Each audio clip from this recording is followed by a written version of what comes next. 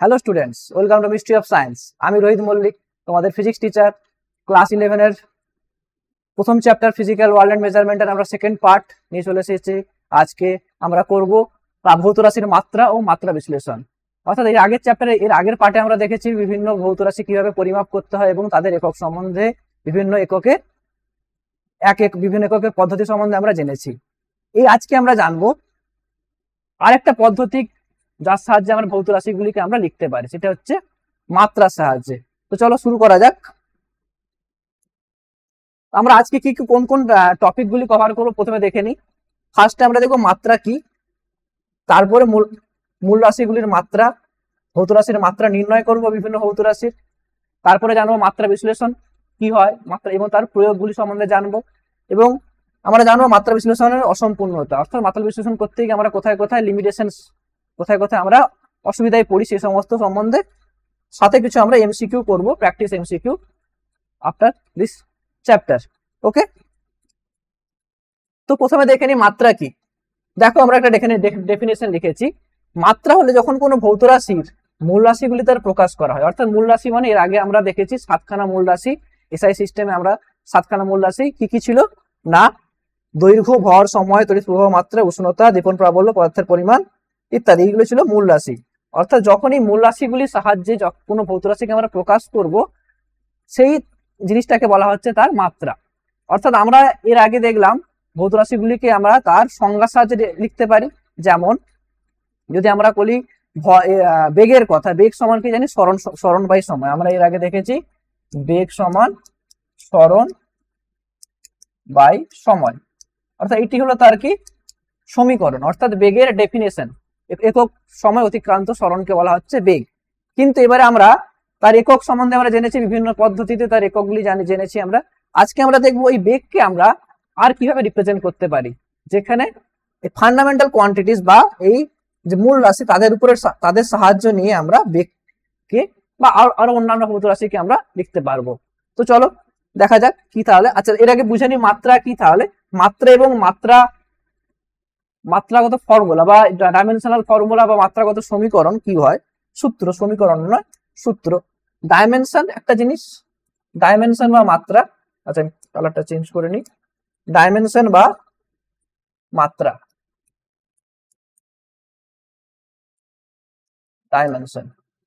Dimension কাকে বলছি না, যখন কোন ভৌত রাশিকে আমি তার মূল রাশিগুলির সাহায্যে প্রকাশ করছি, তখন তার এক্সপোনেন্ট গুলিকে, অর্থাৎ মূল রাশির এক্সপোনেন্ট গুলিকে আমরা বলছি মাত্রা। আচ্ছা, এর আগে আমি বলে নিই এই মূল রাশি, বিভিন্ন যে মূল রাশি তাদের মাত্রা সিম্বল কি কি হয়।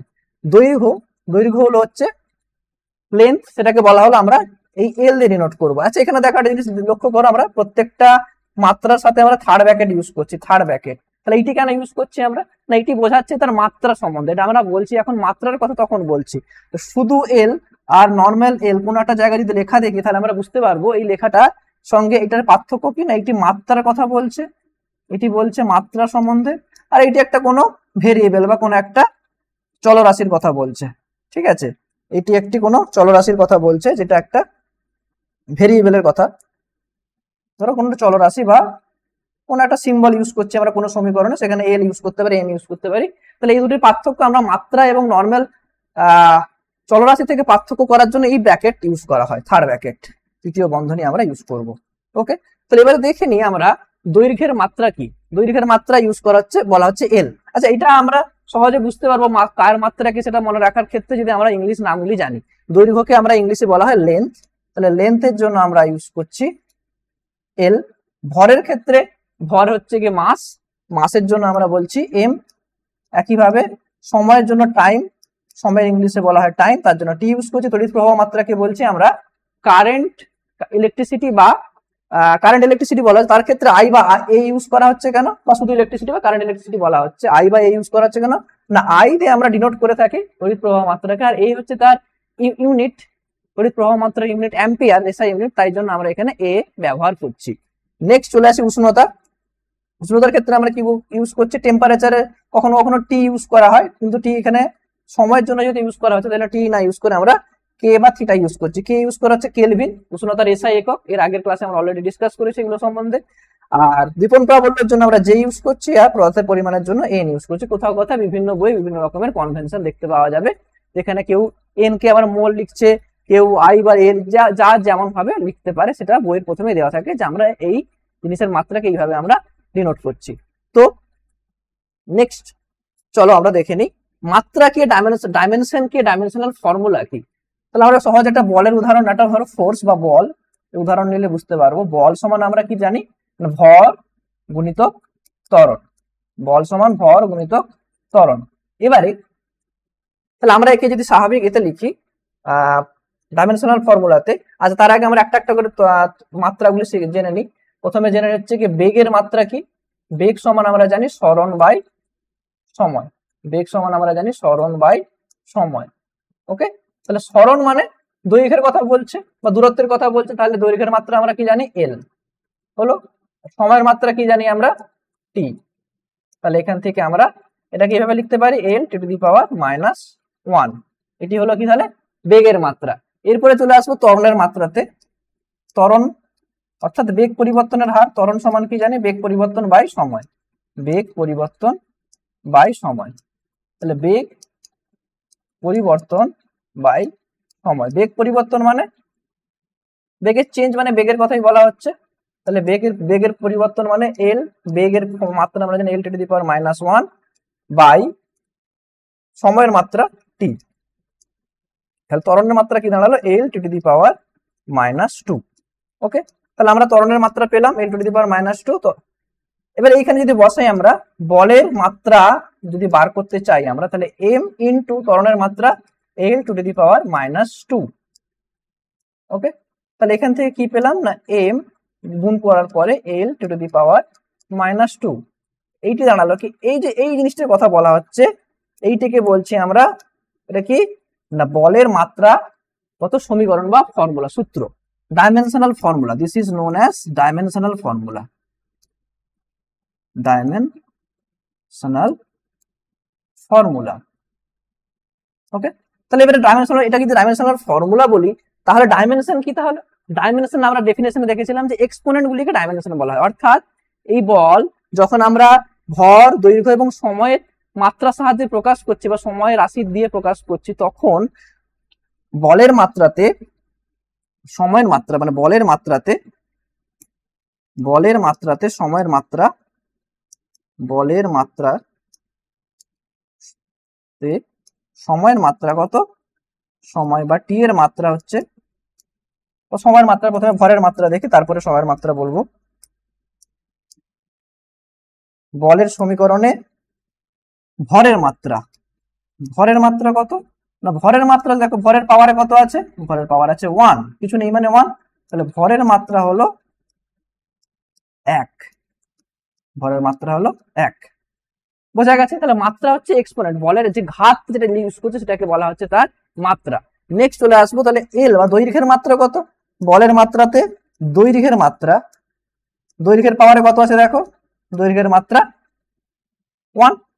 একইভাবে সময়ের মাত্রা, যদি বলের মাত্রাতে আমরা বলি সময়ের মাত্রা কত বা সময়ের dimension, what is the dimension of time, সময়ের মাত্রা হয়ে যাবে কত -2। তাহলে ডাইমেনশনাল ফর্মুলা জিনিসটা কি আর ডাইমেনশন কি আশা করি তোমাদের সকলে বোঝা গেছে। ডাইমেনশন মানে এই কোন একটা ভৌত রাশিকে যদি আমরা তার মূল রাশিগুলির মাত্রা দিয়ে প্রকাশ করি, তখন প্রত্যেকের ঘাতে যে সংখ্যাগুলি থাকে বা এক্সপোনেন্টে যে সংখ্যাগুলি থাকে, পাওয়ারে যে সংখ্যাগুলি থাকে, তাদেরকে বলা হচ্ছে কি না তাদের মাত্রা। আর যে সমীকরণটা বা যে সম্পর্কটা লিখছি আমি সেটাকে বলা হচ্ছে কি না তার ডাইমেনশনাল ফর্মুলা। তাহলে আমি এখানে বলকে আমরা জেনারেল এফ দিয়ে লিখি, তাহলে dimension of F equal to this. আশা করি সকলে বোঝা গেছে। নেক্সট দেখি আমরা মাত্রাহীন রাশি। এবারে কিছু সমস্ত রাশির মাত্রা থাকে না, কিছু কিছু রাশি হয় মাত্রাহীন। মাত্রাহীন মানে যে সমস্ত রাশি হচ্ছে দুটি ভৌত রাশির অনুপাত, একই সমজাতীয় ভৌত রাশির অনুপাত, তাদেরকে বলা হয় মাত্রাহীন রাশি। যেমন উদাহরণস্বরূপ আমরা দেখতে পারি আপেক্ষিক গুরুত্ব। আপেক্ষিক গুরুত্ব মানে কি?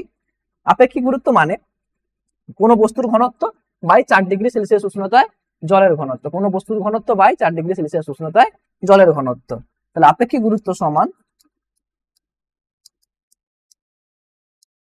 আপেক্ষিক গুরুত্ব ইকুয়াল টু বস্তুর ঘনত্ব, কোন বস্তুর ঘনত্ব, বস্তুর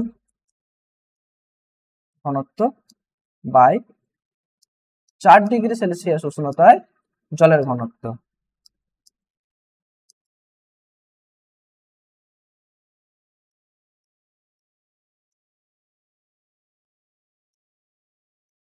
ওকে, 4 ডিগ্রি সেলসিয়াস উষ্ণতায় জলের ঘনত্ব। তাহলে দেখো উপরে কি আছে, উপরে আছে ঘনত্ব, তাই তো, বস্তুর ঘনত্ব বাই জলের ঘনত্ব। তাহলে দুজনেই কি সমজাতীয় রাশি, এখানেও ঘনত্ব দেখতে পাচ্ছি, এখানেও ঘনত্ব। তাহলে ঘনত্বের যদি আমি বস্তু ঘনত্বের মাত্রা লিখি, বস্তুর ঘনত্বের মাত্রা তা লিখবো বাই জলের ঘনত্বের মাত্রা একই লিখবো, তাহলে দুজনের মাত্রা সেম। তার আগে দেখেন তাহলে ঘনত্বের মাত্রা কি, ঘনত্ব সমান আমরা কি জানি বলো, ঘনত্ব সমান আমরা কি জানি, ভর বাই আয়তন, একক আয়তনে বস্তুর ভর, তাহলে ভর বাই আয়তন, ভর বাই আয়তন। তাহলে ভরের মাত্রা কি, একটু আগে আমরা দেখেছি ভরের মাত্রা এম। তাহলে ঘনত্বের মাত্রা যদি কথা বলি আমি, তাহলে ঘনত্বকে আমরা ডেনসিটি বলি, ডি দিয়ে লেখা হয়, কখনো কখনো রো দেখতে পাবে, কখনো কখনো রো দেখতে পাবে, লিখে পাশে লিখে রাখছি। কখনো কখনো ঘনত্বের মাত্রাতে আমরা রো দেখতে পাই, ঘনত্বের মাত্রাকে রো দিয়ে ডিনোট করা হয়, রো সিম্বল দিয়ে। তাহলে রো সমান আমরা কি লিখবো, রো সমান আমরা লিখবো ভর মানে ভরের মাত্রা এম বাই আয়তন। আয়তন সমান কি বলো, আয়তন সমান দৈর্ঘ্য গুণিত প্রস্থ গুণিত উচ্চতা, একদম ঠিক, দৈর্ঘ্য গুণিত প্রস্থ গুণিত উচ্চতা। তাহলে দৈর্ঘ্য মানে এল, প্রস্থ মানেও এল, উচ্চতা মানে এল। তাহলে দৈর্ঘ্য গুণিত প্রস্থ গুণিত উচ্চতা মানে L into L into L, অর্থাৎ এল কিউব। বোঝা গেছে সবাই? তাহলে M L to the power -3 যদি লিখি আমরা, M L to the power -3, কি দাঁড়ালো এটি, ঘনত্বের মাত্রা। এবারে আমি যদি আপেক্ষিক গুরুত্বের মাত্রা আমরা দেখতে চাই, আপেক্ষিক গুরুত্ব বা স্পেসিফিক ডেনসিটি, আপেক্ষিক গুরুত্ব বা স্পেসিফিক ডেনসিটি কথা বলা, sorry relative specific density, relative density বা রিলেটিভ স্পেসিফিক ডেনসিটি যাই বলো, রিলেটিভ আপেক্ষিক মানে রিলেটিভ ডেনসিটি, রিলেটিভ ডেনসিটির ক্ষেত্রে মাত্রা কি হবে তাহলে, বস্তুর ঘনত্বের মাত্রা কত, M L to the power -3, জলের ঘনত্ব, ঘনত্ব একই, ঘনত্বের সংখ্যা সকলের ক্ষেত্রেই এক, M L to the power -3, তাহলে ক্যান্সেল ক্যান্সেল, তাহলে কত পাবো 1। তাহলে দেখো যে সমস্ত ভৌত রাশির ক্ষেত্রে মাত্রা 1, তারা কারা না, যারা সমজাতীয় ভৌত রাশির অনুপাত, সমজাতীয় ভৌত রাশির কি অনুপাত, ঘনত্বের অনুপাত। এবার আর একটা যদি উদাহরণ দেখি আমরা, প্রতিসারাঙ্ক, প্রতিসারাঙ্ক সমান আমরা কি জানি, কোন বস্তু প্রতিসারাঙ্ক, প্রতিসারাঙ্ক বা রিফ্র্যাক্টিভ ইন্ডেক্স, প্রতিসারাঙ্ক তোমরা প্রতিসরণ চ্যাপ্টারে পড়েছো, প্রতিসারাঙ্ক বা রিফ্র্যাক্টিভ ইন্ডেক্স, ব্র্যাকেটে লিখে রাখছি, রিফ্র্যাক্টিভ ইন্ডেক্স,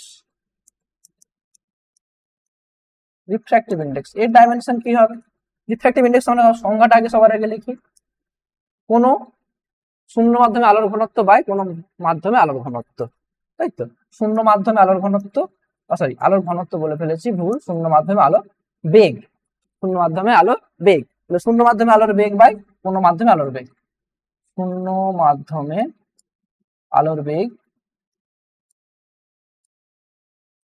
আলোর বেগ বাই কোন মাধ্যমে,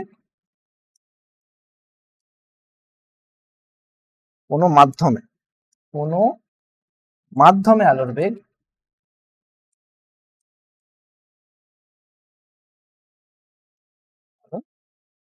বেগ। ওকে, তাহলে দেখো উপরে কি দেখতে পাচ্ছি, বেগ। এবার যদি রিফ্র্যাক্টিভ ইন্ডেক্সের ডাইমেনশন আমরা বার করি, রিফ্র্যাক্টিভ ইন্ডেক্সকে আমরা এম দিয়ে ডিনোট করা হয়, কখনো কখনো আবার এটা দেখতে পাবো মিউ, মিউ আমরা বাই নয় কিন্তু এটা অর এর কথা বলছি, অর, এই সিম্বলটা বাই ভেবে ভেবে নিও না, কখনো এটা অর এর কথা বলছে, তাহলে মিউ দিয়ে ডিনোট করা হয়, গ্রিক লেটার মিউ দিয়ে ডিনোট করা হয়। এর মানে কি, শূন্য মাধ্যমে আলোর বেগ, তাহলে বেগের আমরা মাত্রা কি দেখেছি, এল to the power -1, okay, by কোন মাধ্যমে আলোর বেগ, অন্য কোনো মাধ্যমে আলোর বেগ একইভাবে বেগ আসছে, তাহলে এখানেও কি লিখবো আমরা, L to the power -1, okay. তাহলে দেখো L to the power -1, L to the power -1 cancel out হয়ে গেল, কত পেলাম আমরা ঘুরে 1। তাহলে প্রতিসারাঙ্কের মাত্রা কত দাঁড়ালো 1। বোঝা গেছে আশা করি সবাই। তাহলে মাত্রাহীন রাশি কাদেরকে বলবো আমরা, তাহলে খুব সহজেই তাদের সমীকরণ বা তাদের ডেফিনেশন থেকে আমরা বলতে পারবো মাত্রাহীন রাশি কারা। ক্লিয়ার? নেক্সট চলে আসি। এবারে আমরা বিভিন্ন ভৌত রাশির, এর আগে যেরকম বিভিন্ন ভৌত রাশির আমরা একক নির্ণয় করেছিলাম এসআই পদ্ধতিতে বা তাদের প্রাথমিক ফান্ডামেন্টাল ইউনিট ইউজ করে তাদের এককগুলো আমরা বার করেছিলাম, ঠিক একইভাবে তাদের মাত্রাগত ডাইমেনশনাল ফর্মুলাগুলো দেখবো। ওকে, তো একে একে চলো শুরু করা যাক। আয়তন, আয়তন আমরা দেখলাম একটু আগেই, দৈর্ঘ্য গুণিতক প্রস্থ গুণিতক উচ্চতা। তাহলে এল এখানে লিখে রাখি, আয়তন মানে ভলিউম, ক্যাপিটাল ভি দিয়ে লেখা হয় আয়তনকে। ভি ইকুয়াল টু, অন্য কালার নিয়ে নিই, V equal to L cube. Okay, আচ্ছা এখানে যদি আমরা জেনারেলি দেখি, জেনারেলি দেখে থাকি আমাদের মোট 60খানা মূল রাশি এবং 7খানা মূল রাশি 7খানা মাত্রা। তাহলে সমস্ত মূল রাশিগুলোকে যদি আমরা ইউজ করি মাত্রার সমীকরণে তাহলে একটু কমপ্লিকেটেড হয়ে যায়। জেনারেলি আমরা এটাকে শুধু এম আর এল আর টি এর ফর্মে লিখে থাকি। তাহলে এখানে ভরের মাত্রা কত 0, কারণ দেখো ভরের কোনো এখানে অস্তিত্ব নেই। সময় এল এর মাত্রা 3, টি এর মাত্রা এখানে 0, অর্থাৎ আয়তন যে ভৌত রাশি তার ক্ষেত্রে আয়তন রাশি ভৌত রাশিতে বলের মাত্রা ভরের মাত্রা 0, দৈর্ঘ্যের মাত্রা 3 এবং সময়ের মাত্রা 0। ওকে, নেক্সট চলে আসি বেগ। একটু আগে আমরা দেখলাম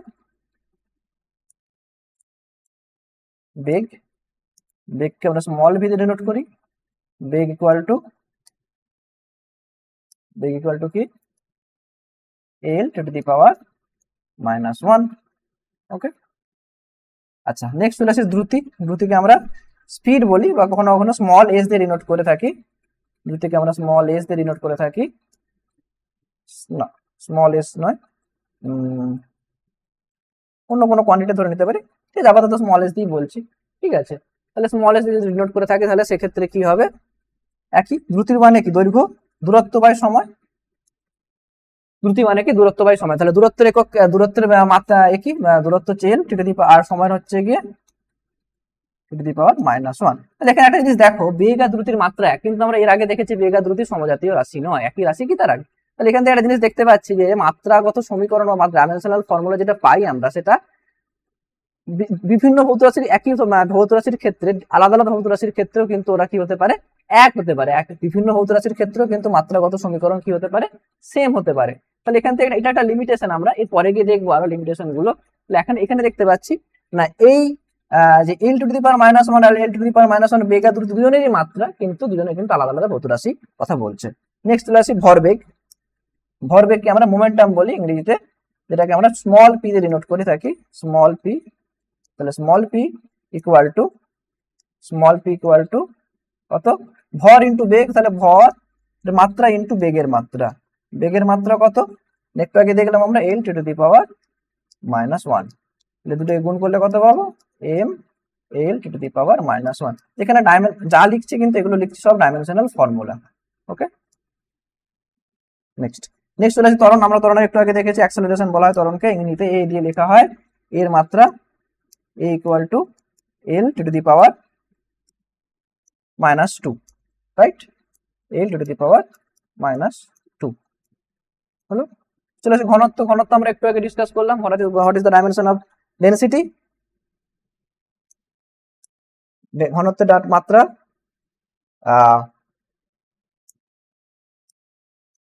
ঘনত্বের মাত্রা সমান কি লিখবো আমরা, ঘনত্বের মাত্রা সমান লিখবো M L to the power -3। ওকে, আমি আর কালার চেঞ্জ করছি না।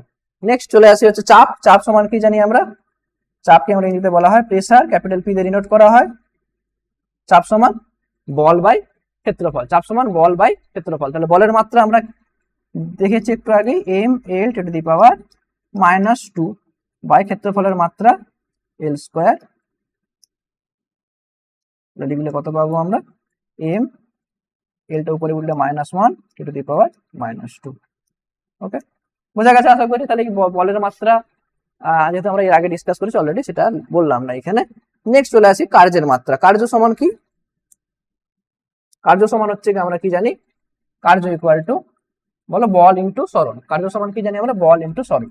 তাহলে বলের মাত্রা, কার্য হচ্ছে কি ওয়ার্ক, বা কখনো কখনো কার্য মানেই শক্তির কথা বলা হয়, কার্য কখনো কখনো আমরা শক্তির কথা বলি, এনার্জির কথা বলা হয়।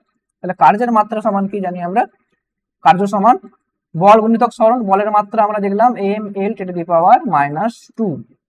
ওকে, সরণের মাত্রা এল, গুণ করলে কত পাবো আমরা, M L square to the power -2। Okay, তাহলে এটা হচ্ছে কার্যের মাত্রা বা শক্তির মাত্রা। আচ্ছা, এবার এই শক্তির মাত্রা আমরা যত রকমের শক্তি দেখবো সকলের মাত্রা কিন্তু এই M L to the power -2 হবে। অর্থাৎ প্রত্যেকের ক্ষেত্রে মাত্রা সমীকরণ কিন্তু একই, কিন্তু ভৌত রাশিগুলি কিন্তু আলাদা আলাদা হলো, কিন্তু শক্তি শক্তি হয় বিভিন্ন হতে পারে। চাপ শক্তি, তাপ শক্তির কথা বলবো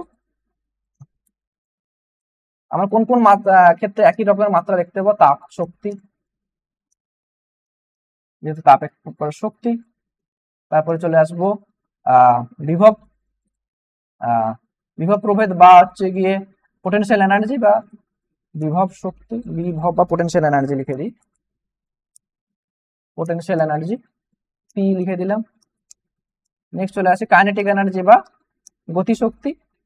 আচ্ছা, পোটেনশিয়াল এনার্জিকে স্থিতি শক্তি বলা হচ্ছে, স্থিতি শক্তি, স্থিতি শক্তি। ওকে, দেখা যাচ্ছে। আচ্ছা, নেক্সট চলে আসি হচ্ছে গিয়ে কাইনেটিক এনার্জি বা গতি শক্তি। আমি নিচে নিচে লিখছি, দেখা যাচ্ছে না বোধহয়।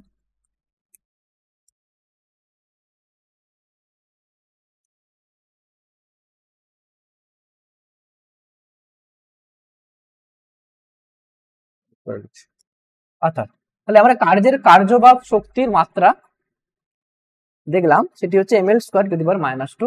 তাহলে কার্য বা শক্তি সমস্ত ধরনের শক্তির সাথে শক্তির মাত্রা শক্তিকে কথাই বলে, অর্থাৎ প্রত্যেকটা শক্তির মাত্রা কিন্তু একই। এই এম এল টু কি কি শক্তি আমরা জানি, যেমন হচ্ছে গিয়ে গতি শক্তি, কাইনেটিক এনার্জি, স্থিতি শক্তি, potential energy, electrical energy, electrical এনার্জির কথাও বলতে পারি। আচ্ছা, তারপরে তাপ শক্তির কথা, হিট এনার্জির কথা, হিট এনার্জি। ওকে, তাহলে এই সমস্ত আরো যা যা শক্তি আমরা দেখবো, হ্যাঁ, সমস্ত শক্তির ক্ষেত্রে এই মাত্রা একই হবে। ওকে, এরপরে চলে আসি ক্ষমতার মাত্রাতে। ক্ষমতা, এখানে জায়গা নেই, নিচে লিখছি ক্ষমতার কথা। ক্ষমতার মাত্রা, ক্ষমতা সমান কি জানি আমরা, কার্য বাই সময়। ক্ষমতা সমান আমরা জানি কার্য বাই সময়, অর্থাৎ dimension of power, dimension of power, এখানে পি ক্যাপিটাল লেখা হচ্ছে। হ্যাঁ, তাহলে পাওয়ারের ডাইমেনশন হচ্ছে কি কার্যের মাত্রা বাই সময়ের মাত্রা। কার্যের মাত্রা কত,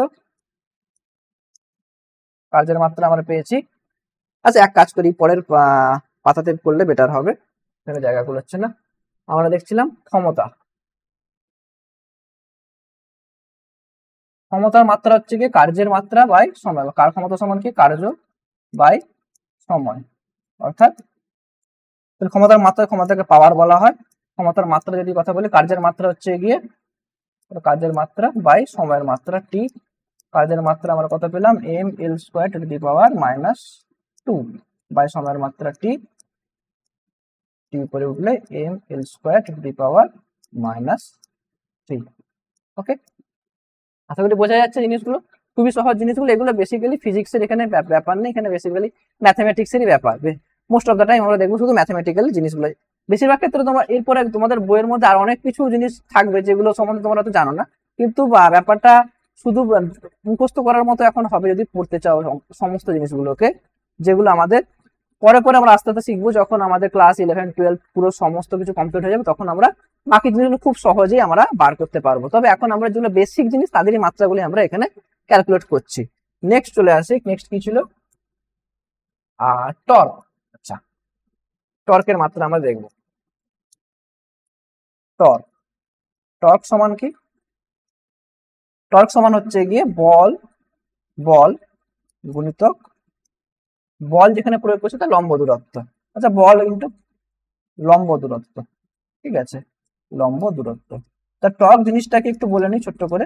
টর্ক হচ্ছে কি, যেমন আমরা কোনো বস্তুকে নর্মাল ক্ষেত্রে মানে সাধারণভাবে যখন কোনো বস্তুকে আমরা ঠেলি তাহলে বস্তু স্মরণ হয় বা সোজাসুজি ভাবে স্ট্রেট লাইনে বস্তুটা চলে, যেদিকে আমরা বল প্রয়োগ করছি। তাহলে সরলরৈখিক ক্ষেত্রে বা স্ট্রেট লাইন মোশনের ক্ষেত্রে যখন কোনো বস্তুকে ফোর্স পুশ করা হয় বা ঠেলা হয় তখন বস্তুর স্মরণ ঘটে। কিন্তু যখন আমি রোটেশনাল মোশনের কথা বলছি, ঘূর্ণন গতির ক্ষেত্রে, তাহলে এই ক্ষেত্রে সরলরৈখিক গতির ক্ষেত্রে যেটা প্রয়োগ করছি সেটাকে বলছি বল। আমরা যে জিনিসটা যেটা যা প্রয়োগ করলে কোনো বস্তু স্মরণ ঘটে তাকে বলা হচ্ছে বল। এবারে কিন্তু এর ক্ষেত্রে ঘূর্ণনের ক্ষেত্রে আমরা যেটা বলবো সেটা হচ্ছে কি টর্ক। ঘূর্ণনের ক্ষেত্রে টর্ক প্রয়োগ করলে হচ্ছে কি বস্তুর কি হয়, স্মরণ ঘটে, কৌণিক স্মরণ ঘটে। এখানে রৈখিক স্মরণ ঘটছে, এক লাইনে যাচ্ছে, সেখানে এক লাইনে যাচ্ছে। রোটেশনাল মোশনের ক্ষেত্রে কৌণিক স্মরণ ঘটে, অর্থাৎ বস্তুর কেন্দ্র থেকে একটা দূরত্ব ছিল, একটা টাইমে ধরো এই পজিশনে ছিল, একটু পরে সে বি পজিশনে পৌঁছালো। তাহলে এই যে এই স্মরণটা হলো এটা আমরা কোণে মেজার করতে পারি, কৌণিক স্মরণ বলছি। আর এইখানে একটা বস্তু এতে ছিল, এখান থেকে বিতে ঠেললাম একটা বস্তুকে, এখান থেকে ঠেলে একটা বল দিয়ে সে এখান থেকে বিতে পৌঁছে গেল। ঠিক আছে, তাহলে এইখানে যে এ থেকে বি গেল দূরত্বটা, এটাকে বলা হচ্ছে তার রৈখিক স্মরণের কথা। এখানে কি বলা হচ্ছে, এটাকে রৈখিক স্মরণ। আর এইখান থেকে এটাকে বলা হচ্ছে কি কৌণিক স্মরণ। ওকে, তাহলে এই যখন কোনো বস্তুকে আমরা ঘোরাতে চাইছি তখন যা প্রয়োগ করলে বস্তুর মধ্যে ঘূর্ণন সৃষ্টি হয় তাকে বলা হচ্ছে টর্ক। ওকে, টর্কের ডেফিনেশন হচ্ছে কি বল, আমরা যেখানে বল প্রয়োগ করছি, ধরো এখানে একটা কিছু বল প্রয়োগ করছি, এই বল প্রয়োগ করছি, একটা বস্তু ছিল এখানে, এখানে একটা বস্তু ছিল, এই বস্তুর উপর আমরা এফ বল প্রয়োগ করছি। আর এই বল প্রয়োগ যেখানে করছে তার থেকে, যেখান থেকে বস্তুটা যাকে কেন্দ্র করে ঘুরছে, যে বিন্দুকে কেন্দ্র করে ঘুরছে, তার থেকে বল প্রয়োগের লম্ব দূরত্ব, এই ডিস্টেন্সটা, ঠিক আছে, যেটা আমাদের বেসিক্যালি আর বা তার এই যে বৃত্তাকার পথে ঘুরছে তার রেডিয়াস। ঠিক আছে, এই ডিস্টেন্সটা, এখান থেকে এই ডিস্টেন্সটা আর। ঠিক আছে, তাহলে টর্ক সমান বল ইন্টু বল যেখানে প্রয়োগ করছে তার থেকে, এই কেন্দ্র থেকে ওই লম্ব দূরত্ব, কেন্দ্র বা এখানে অক্ষ বলা যেতে পারে, যে বিন্দুকে কেন্দ্র করে জিনিসটা ঘুরছে সেই অক্ষ থেকে লম্ব দূরত্ব যেখানে বলটা প্রয়োগ করছে। ওকে, তাহলে বলের মাত্রা আমরা কি জানি, বলের মাত্রা আমরা দেখেছি, টর্ককে আমরা এইভাবে টাও দিয়ে ডিনোট করি, টাও একটা গ্রিক লেটার টাও। ওকে, টাও দিয়ে ডিনোট করা হয়। বলের মাত্রা আমরা জানি, আচ্ছা প্রথমে লিখে ফেলি আলাদা আলাদা করে, বল ইন্টু লম্ব দূরত্ব মানে এল, এল এর দূরত্বের মাত্রা এল। তাহলে বলের মাত্রা আমরা দেখেছি M L square to the M L to the power -2, ml to the power -2 into l। Okay, ভেঙে ভেঙে করছে, তাহলে কত দাঁড়াচ্ছে, m l square to the power -2। বুঝা গেল, তাহলে টর্কের মাত্রা দাঁড়ালো এটা। আচ্ছা, এখানে একটা জিনিস লক্ষ্য করো তোমরা, আবার একই মাত্রা আমরা পেলাম, কিন্তু দেখো একটু আগে দেখেছিলাম আমরা কার্যের মাত্রা কত ছিল বলতো, m l square to the power -2। টর্কের মাত্রা কত পেলাম আমরা, m l square to the power -2। দেখ, তাহলে আবার দুটো সেম ভৌত রাশি, কার্য আর টর্ক সম্পূর্ণ আলাদা জিনিস। কার্য একটি স্কেলার রাশি, টর্ক একটি কিন্তু ভেক্টর রাশি প্রথমত। তারপরে এটি পরিমাপ করে কার্য করার ক্ষমতা, বা কোনো একটা বস্তুর উপরে কার্য করলে বা কোনো বস্তুর কার্য করার ক্ষমতাকে বলা হয় তার শক্তি। শক্তি যদি কথা বলি, কার্য মানে হচ্ছে বল মিতক স্মরণ। তাহলে আর এইখানে এই এটাকে এক প্রকার বল, এইটি টর্ক এক প্রকার বল যেটি বস্তুর মধ্যে ঘূর্ণন সৃষ্টি করে, এখানে কার্যের সাথে কোনো এরকম সম্পর্ক নেই। তাহলে এই রাশি আর এই রাশি মাত্রাগতভাবে এক হলেও কিন্তু এরা কি ফিজিক্যালি এরা আলাদা আলাদা, অর্থাৎ এদের ফিজিক্যাল যদি ডেফিনেশন দেখি তারা সম্পূর্ণ কিন্তু আলাদা কোয়ান্টিটির কথা বলে। ওকে, কিন্তু এখানে আরেকটা জিনিস বলে রাখি, সেটা হচ্ছে কি ধরো কার্যের যদি আমি এককের কথা বলি, কার্যের একক সমান কি জানি আমরা, নিউটন ইন্টু মিটার বল ইন্টু সরণ, বল ইন্টু সরণ। আর এখানে এস কে আমি বলতে সরণের কথা বলছি, এফ ইন্টু ডি লিখি, তাহলে বলের মাত্রা, বলের একক হচ্ছে গিয়ে নিউটন, আর সরণের মাত্রা হচ্ছে গিয়ে, সরের একক হচ্ছে গিয়ে মিটার, নিউটন মিটার। নিউটন মিটারকে বলা হয় এখানে কিন্তু জুল, এটা সমান জুল লেখা হয়। কিন্তু কখনো আমরা এর ক্ষেত্রে দেখো এখানে মাত্রা কিন্তু এক হবে, সরি একক, সরি এক হবে। বলের মাত্রা একক হচ্ছে দেখি, এক্ষেত্রে একক যদি দেখি আমরা, বলের একক কত হবে, নিউটন, আর ইন্টু লম্ব দূরত্ব একইভাবে মিটার, নিউটন মিটার। কিন্তু কখনোই আমরা এটা সমান জুল লিখবো না, এটা কখনোই আমরা জুল নয়। টর্ক আমরা বুঝতে পারবো কখন আমরা টর্কের কথা বলছি আর কখন আমরা কার্যের কথা বলছি, সেটা আমাদের যখন আমরা করবো পড়াশোনা, আরো ক্লাস 11 আরো অনেক দূর, 12 আরো অনেক দূর যখন পৌঁছাবো তখন আমরা বুঝে যাব যে এই কোনটা টর্ক আর কোনটা কার্য। কিন্তু কখনোই নিউটন মিটারকে টর্কের ক্ষেত্রে যে নিউটন মিটার সেটা কিন্তু জুল লিখবো না। Newton metre in case of torque, newton metre in case of torque is not equal to joule. Okay, understood? কাটলাম কেন, এটা not equal to joule. Okay, এটা মাথায় রাখতে হবে। তাহলে আমরা এখন এতক্ষণ পর্যন্ত কি কি দেখলাম? বিভিন্ন ভৌত রাশিগুলির মাত্রা দেখলাম কয়েকটি, আরো কিছু ভৌত রাশি আছে যেমন তড়িৎ আধান, তড়িৎ বিভব আর রোধ। ওকে, তাহলে এগুলো সব তড়িৎ চ্যাপ্টারের মধ্যেই আসছে। তো একটা একটা করে চলো আমরা দেখে নিই কি কি হচ্ছে। তড়িৎ আধান, তড়িৎ আধান আমরা ডেফিনেশন থেকে আমরা আসবো বা সংজ্ঞা থেকে আসবো তড়িৎ আধানের কথায়। তড়িৎ আধান বা চার্জের কথা বলা হচ্ছে তড়িৎ আধান। আমরা প্রথমে কিন্তু আস্তে আস্তে করবো যাতে আমরা জিনিসগুলো খুব বুঝে বুঝে যাই। ঠিক আছে, কোনো তাড়াহুড়ো নয়, স্লোলি আমরা নিজেদেরকে প্রোগ্রেস করি। একসময় এমন হয়ে যাবে এগুলো আমরা 1 সেকেন্ডে চুটকির মধ্যে আমরা বলে দিতে পারবো তড়িৎ আধানের মাত্রা কি। তড়িৎ আধান সমান কি জানি আমরা? তড়িৎ আধান সমান আমরা কি জানি? কিছু জানি না। তড়িৎ আধান সমান, আচ্ছা ডেফিনেশন আমরা জানি, কারেন্টের ডেফিনেশন আমরা দেখো কোন ভৌত রাশির ডেফিনেশন আমরা জানি, কারেন্টের ডেফিনেশন জানি, তড়িৎ প্রবাহ মাত্রা। কারেন্ট আই সমান কি ছিল বলতো? একক সময় চার্জ। একক সময় কি ছিল? চার্জ। তাহলে একক সময় চার্জের কথা লিখে এখান থেকে তাহলে আমরা লিখতে পারি যে কিউ ইকুয়াল টু কি লিখতে পারি বলতো? আই ইন্টু টি লিখতে পারি। তড়িৎ আধান মানে তড়িৎ প্রবাহ মাত্রা ইন্টু সময়। তড়িৎ আধান মানে কি? তড়িৎ প্রবাহ মাত্রা ইন্টু সময়। তড়িৎ আধান কিন্তু নিজে একটি মানে রাশি, মানে নিজে একটি কি বলবো, বাস্তবে অস্তিত্ব থাকলেও তড়িৎ আধানের ইলেকট্রনের মধ্যে বা প্রোটন এদের অস্তিত্ব থাকলে আমরা একে ডিফাইন করি তড়িৎ প্রবাহের সাহায্যে। ওকে, তাহলে আই ইন্টু টি। তড়িৎ আধানের কিউ এর মাত্রা যদি দেখি আমরা, বা ক্যাপিটাল কিউ লেখা হয় কখনো কখনো ক্যাপিটাল কিউ দিয়ে ডিনোট করা হয়, স্মল কিউ বা capital Q, equal to I. তড়িৎ প্রবাহ মাত্রা আই এর মাত্রা আই হয় ইন্টু সময়ের মাত্রা সময়ের মাত্রা কত হয়? টি। ওকে, তাহলে আই ইন্টু টি। আচ্ছা, তাহলে এবারে এখানে যদি বলা হয় তড়িৎ প্রবাহ মাত্রায় ভরের মাত্রা কত, তড়িৎ প্রবাহ মাত্রা যে ডাইমেনশনাল ফর্মুলাতে, এই ডাইমেনশনাল ফর্মুলাতে ভরের মাত্রা কত? ভরের মাত্রা কত? ভরের মাত্রা কত? ভরের মাত্রা কত কি বলবে? ভরের মাত্রা কত দেওয়া আছে? আছে কিছু ভরের মাত্রা? না, দেওয়া নেই। তাহলে আমরা এখানে লিখতে পারি এম টু দি পাওয়ার 0। দৈর্ঘ্যের মাত্রা আছে কিছু, যদি প্রশ্ন করে দৈর্ঘ্যের মাত্রা কত? এল টু দি পাওয়ার 0। টি এর পাওয়ারে 1 আছে, 1 লিখলাম, আর আই। তাহলে এইভাবে আমরা রিপ্রেজেন্ট করতে পারি। তাহলে এখানে ভরের মাত্রা কত হলো? না 0। দৈর্ঘ্যের মাত্রা কত হবে? না 0। সময়ের মাত্রা কত? 1। তড়িৎ প্রবাহের মাত্রা 1। ওকে, আশা করি বোঝা গেছে। নেক্সট পার্টে চলে আসে আমরা। নেক্সট দেখি আর কি ছিল? তড়িৎ বিভব আর রোধ। তড়িৎ বিভব এবং রোধ। তড়িৎ বিভব অর্থাৎ ইলেকট্রিক পোটেনশিয়াল। তড়িৎ বিভব, তড়িৎ বিভবের কথা বলছি। তড়িৎ বিভব মানে কি? তড়িৎ বিভব মানে হচ্ছে গিয়ে আমরা একটা চার্জকে এখান থেকে ওইখানে নিয়ে যাচ্ছি, এখান থেকে ওইখানে। তাহলে এই কাজ করতে কোনো কিছুকে নিয়ে যেতে গেলে তো কাজ করতে হয়।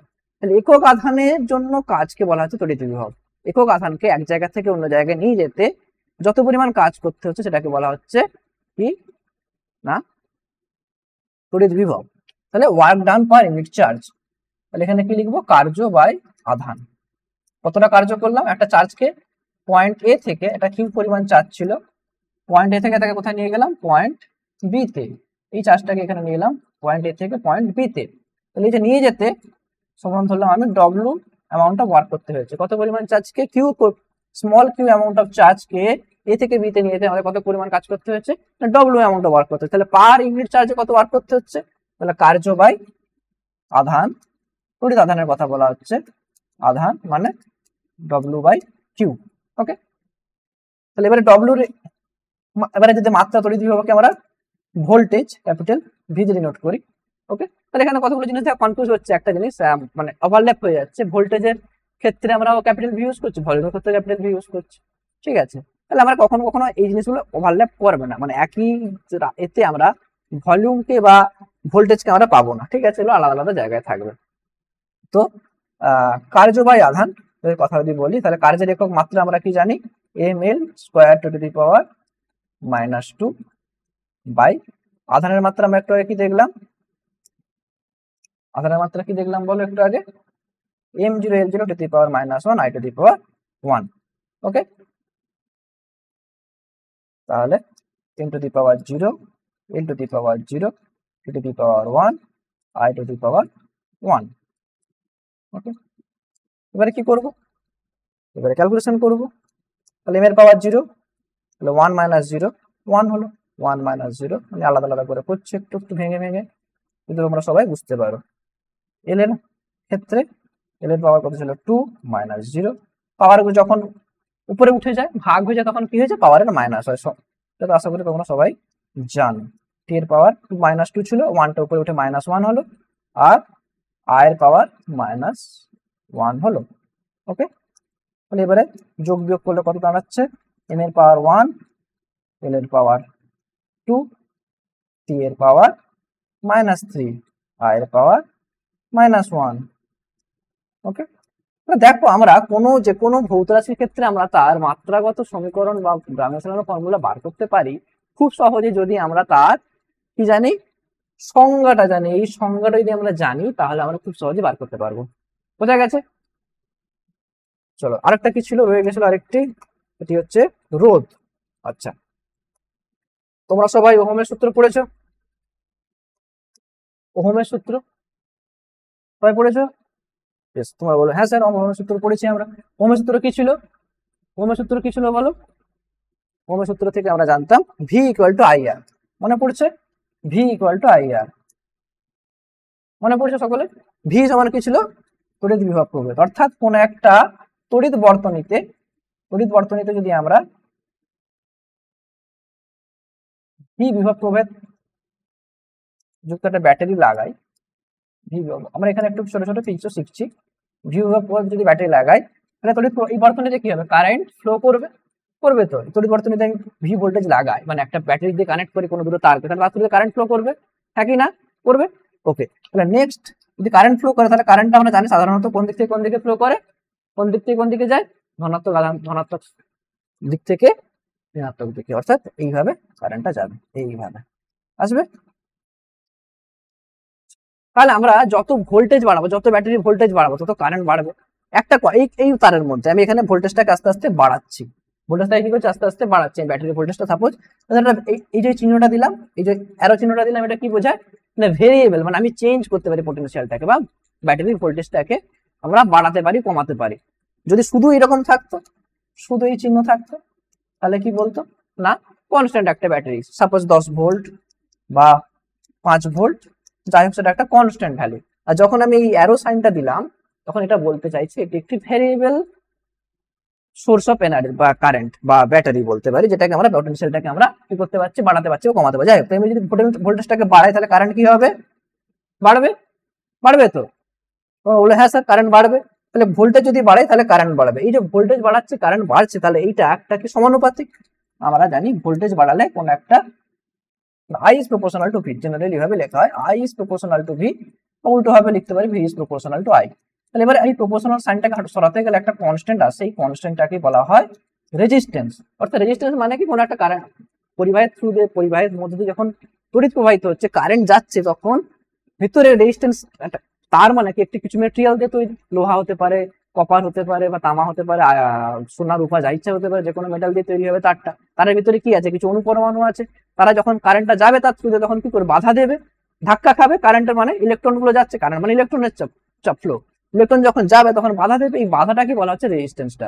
ঠিক আছে, তাহলে রেজিস্ট্যান্স এখান থেকে রোধ, এই রেজিস্ট্যান্স পাবো বা রোধ সমান এখান থেকে কি পাচ্ছি আমরা বলো, ভি বাই আই, তাই তো। রোধ সমান কি পাচ্ছি আমরা, কোন একটা পরিবাহী রোধ বা কোন একটা কন্ডাক্টরের রোধ সমান কি পাচ্ছি আমরা, ভি বাই আই। বোঝা গেছে? তাহলে ভি এর এবারে আমরা প্রত্যেকের মাত্রা যদি বার করতে, রেজিস্ট্যান্সের মাত্রা যদি আমরা বার করতে চাই তাহলে কিভাবে বার করব, আমরা জানি অলরেডি ভি এর মাত্রা জানি তো।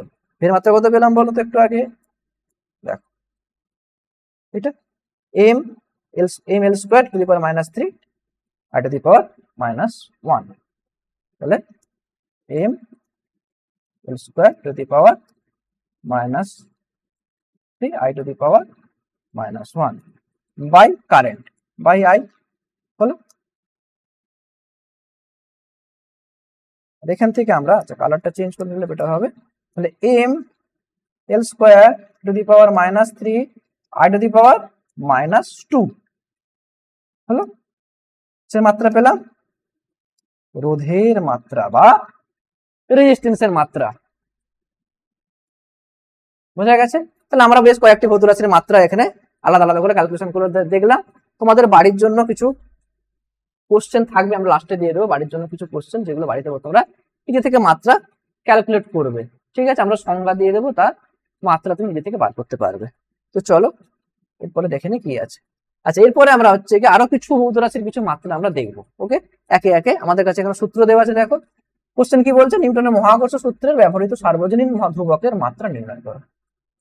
সার্বজনীন মহাকর্ষ ধ্রুবক হবে এখানে, সার্বজনীন মহাকর্ষ ধ্রুবকের মাত্রা নির্ণয় করো, ইউনিভার্সাল গ্র্যাভিটেশনাল কনস্ট্যান্ট, মহাকর্ষ ধ্রুবকের মাত্রা নির্ণয় করো। মহাকর্ষ, নিউটনের মহাকর্ষ সূত্র দেওয়া আছে দেখো, F = gm1m2/r²। কোন ক্লাসে পড়েছো? ক্লাস 9 এ পড়েছো। যদি মনে না থাকে আরেকবার দেখে নাও। এখান থেকে g = m1m2/r², যেখানে m1 m2 কি দেওয়া আছে? ভরের কথা বলছে, আর কি দেওয়া আছে? দুটি ভরের মধ্যে দূরত্ব, আর জি হচ্ছে কি সার্বজনীন মহাকর্ষ ধ্রুবক, আর এফ হচ্ছে বল। নিউটনের মহাকর্ষ সূত্রটি কি ছিল মনে করার চেষ্টা করো। আমি বলছি, দুটি বিন্দু মাস বা দুটো বিন্দু পয়েন্ট মাস বা দুটি বিন্দু ভরের মধ্যে ক্রিয়াশীল বল, ক্রিয়াশীল আকর্ষণ বল কি না ওই বিন্দু ভরের ভরের মানের গুণফলের সমানুপাতিক, অর্থাৎ ক্রিয়াশীল আকর্ষণ বলে প্রপোর্শনাল টু দুটি বিন্দু পয়েন্ট মাস, একটা মাস হচ্ছে কি m1 আর একটা মাস হচ্ছে m2, তাদের এই মাসের বা ভরের গুণফলের সমানুপাতিক।